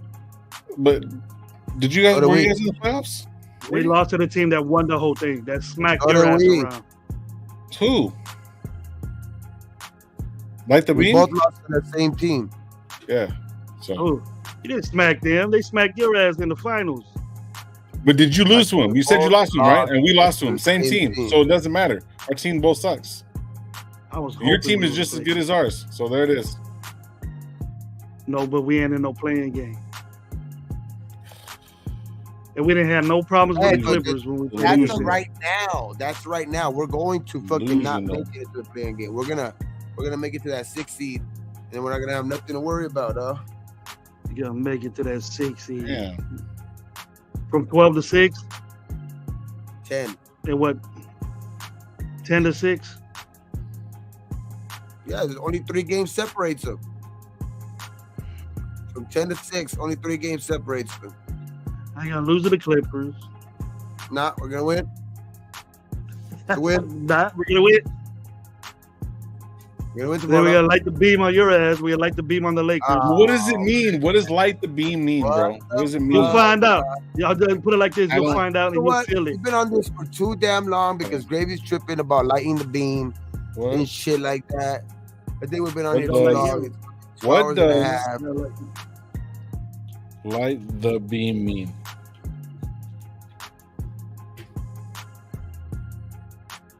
Light the beam. It says right here. Light the weed. Came from John Ryan, president of operations, who inspired the sign parking lot Los Angeles Stadium, which lights up when the team wins. What? Jesus. That makes no. I bought a pound of beans. It makes no sense. It makes $5. No sense. Light the beam. March 6th. It makes no sense. Light the beam. March 6th. Hey, but you know what? Let's go. We're going to beat you guys. We're going to beat the Clippers tomorrow. We're gonna just that's it, dog. It's over. It's over for you guys. All right, Gabe. Let's make a bet. Rashi's actually playing pretty good too. Kind of developing into a nice player. Damn. Let's make a bet. No bets. What? No bets. Dog. All right, Lo. Since you're closer, No. you guys don't even want none. See? I I'm the one don't that's want to jinx my team. I don't want to jinx my team. We're gonna do it. We're gonna do it. I don't bet against. I He's don't already bet. jinxed. Only bets He's football. already Bro. jinxed. I don't really bet against. I don't bet against the Raiders, dog. I don't. I don't like to. I bet only on the Raiders, bro. Mine. Superstition of Broke mine, but I don't ass. like. I don't like to bet. I don't like to bet against or for the Raiders, really. Yeah. Unless it's like somebody talking shit, like stupid ass talk shit. I'll go. Hell yeah, I'm betting them. Like fuck you, motherfucker. What's up, bet? You know what I Alright, mean? bet. You know, especially if It's it's not like fucking that. motherfucker. Like, see, that's what it's saying. If He's it's saying that's like- what it's saying. Especially if Not it's like like you. that week of that game or like that day of the game and shit like that. Like especially if it's against the Raiders. Like if it's like a Chiefs fan or like it's like a 49er fan or Oh, like yeah. somebody like that. Like and they're talking shit like because I know a lot of them. Then I'm like, I bet. You know what I mean? Because yeah, you just don't want to. I don't give a fuck if I am gonna lose. I don't give a fuck. Low, light the beam with the Tortas getting his bed. Yay! Cool kid with the hot take of the night. Nah, but hey, on Thursday, 8 o'clock, right? Yes, sir. Yes, sir. For sure, Good man. nation Hey, has. Chop hey it up. man, thank you everybody. Thank you everybody for being in here, dog. Like shit's fucking Yes, sir. 2.5 Good show hours today. now, dog. Strong. We had fucking 80 people strong, you know, for a good while. Nice. You know, we still got fucking, 63 right now in the building. So, Nice. you know what I mean? It just fucking make sure you guys, when you guys, on the way out, man, just hit the like. Please, just fucking hit the like, let it be known. Just share the page or whatever, like, you know what I mean? And it's just, oh yeah, man. And big ups to homie right here on the side, you know what I mean? Fucking Low and Gravy for, pulling up all the time, you know what I mean? And shit like that. So yeah, hey, we're fucking gonna try to take this shit next year to the next level, dog, because this Raiders shit is just gonna get started. We're gonna get back on the winning, that winning ways, dog. So hey man, shit. This is just the start of the little fucking clica. The clica. Forever. Raiders forever. Like the beam. Locos forever, that's it. Like them. Is the Raider loco forever? Man, you see that little kid screaming in the fucking little meme, whatever? The Raiders! And he has the fucking Oakleys on. That's me, bro. That's me back in the days. Nah, it's fucking Low's on the level. on the lever, easy. You're on the lever. So, Your own video doesn't even back you up. just look at your foot and then just Hey, call you. give me a thumbs up if Low look like Kid Frost, bro. Put a Shut thumbs your up in ass the chat. Fucking Gabe looks more like Kid Frost than my ass, bro. Put a thumbs up if Low looks like Kid Frost in the chat, real quick. Real Yeah, quick. he's bagged in like that, for real. With his eyes like that on high. With his eyes like that on high. Yeah, bro. That's some shit. Let- that motherfuckers can't see. I don't look nothing like that motherfucker, bro. Like, swear to God. Aquí estoy, and this is Kid Big Frost. boss. Yeah, you know the whole jam. You know the whole tape. He got the whole tape in his head lyrically. Fucking low right there, relax. dog. This is for the raza. Come on, Frost. Throw some bars, Frost. Let's go, man. Come on. Good. This motherfucker. You. You're on the level. Go ahead and put a little derby on him. Put a little derby on him with a little zoo suit. You look Like this. fresh out, bro. You're on Like the level. You on the lever. Yeah, the fucking stupid. You so cool. I'm gonna call you a cool Oh, Lord. Lord. Cool Lord. You little DJ Cool Lord, Frosty. You got the fucking fools, dog. Oh, Nah, but hey, thank y'all for fucking pulling up and stay here through the whole way, dog, for this fucking little fucking last moment, Yeah. for this Frost Low moment, You said you his little brother Frozen. Hey, your little brother Frozen. Alfredo with the high one. Frozen. Oh, Get hell frozen. no. Get frozen right there, dog. DJ Pros is what it is, bro. No frozen. Because it's this No cold frozen. game. Nah, but hey, y'all have a fucking good night, dog. And fucking hey, DJ Shortcut. Three, dog, we're gone. We fucking we end this shit like we always end this shit, dog. On count of three. 1, 2, 3. Raider.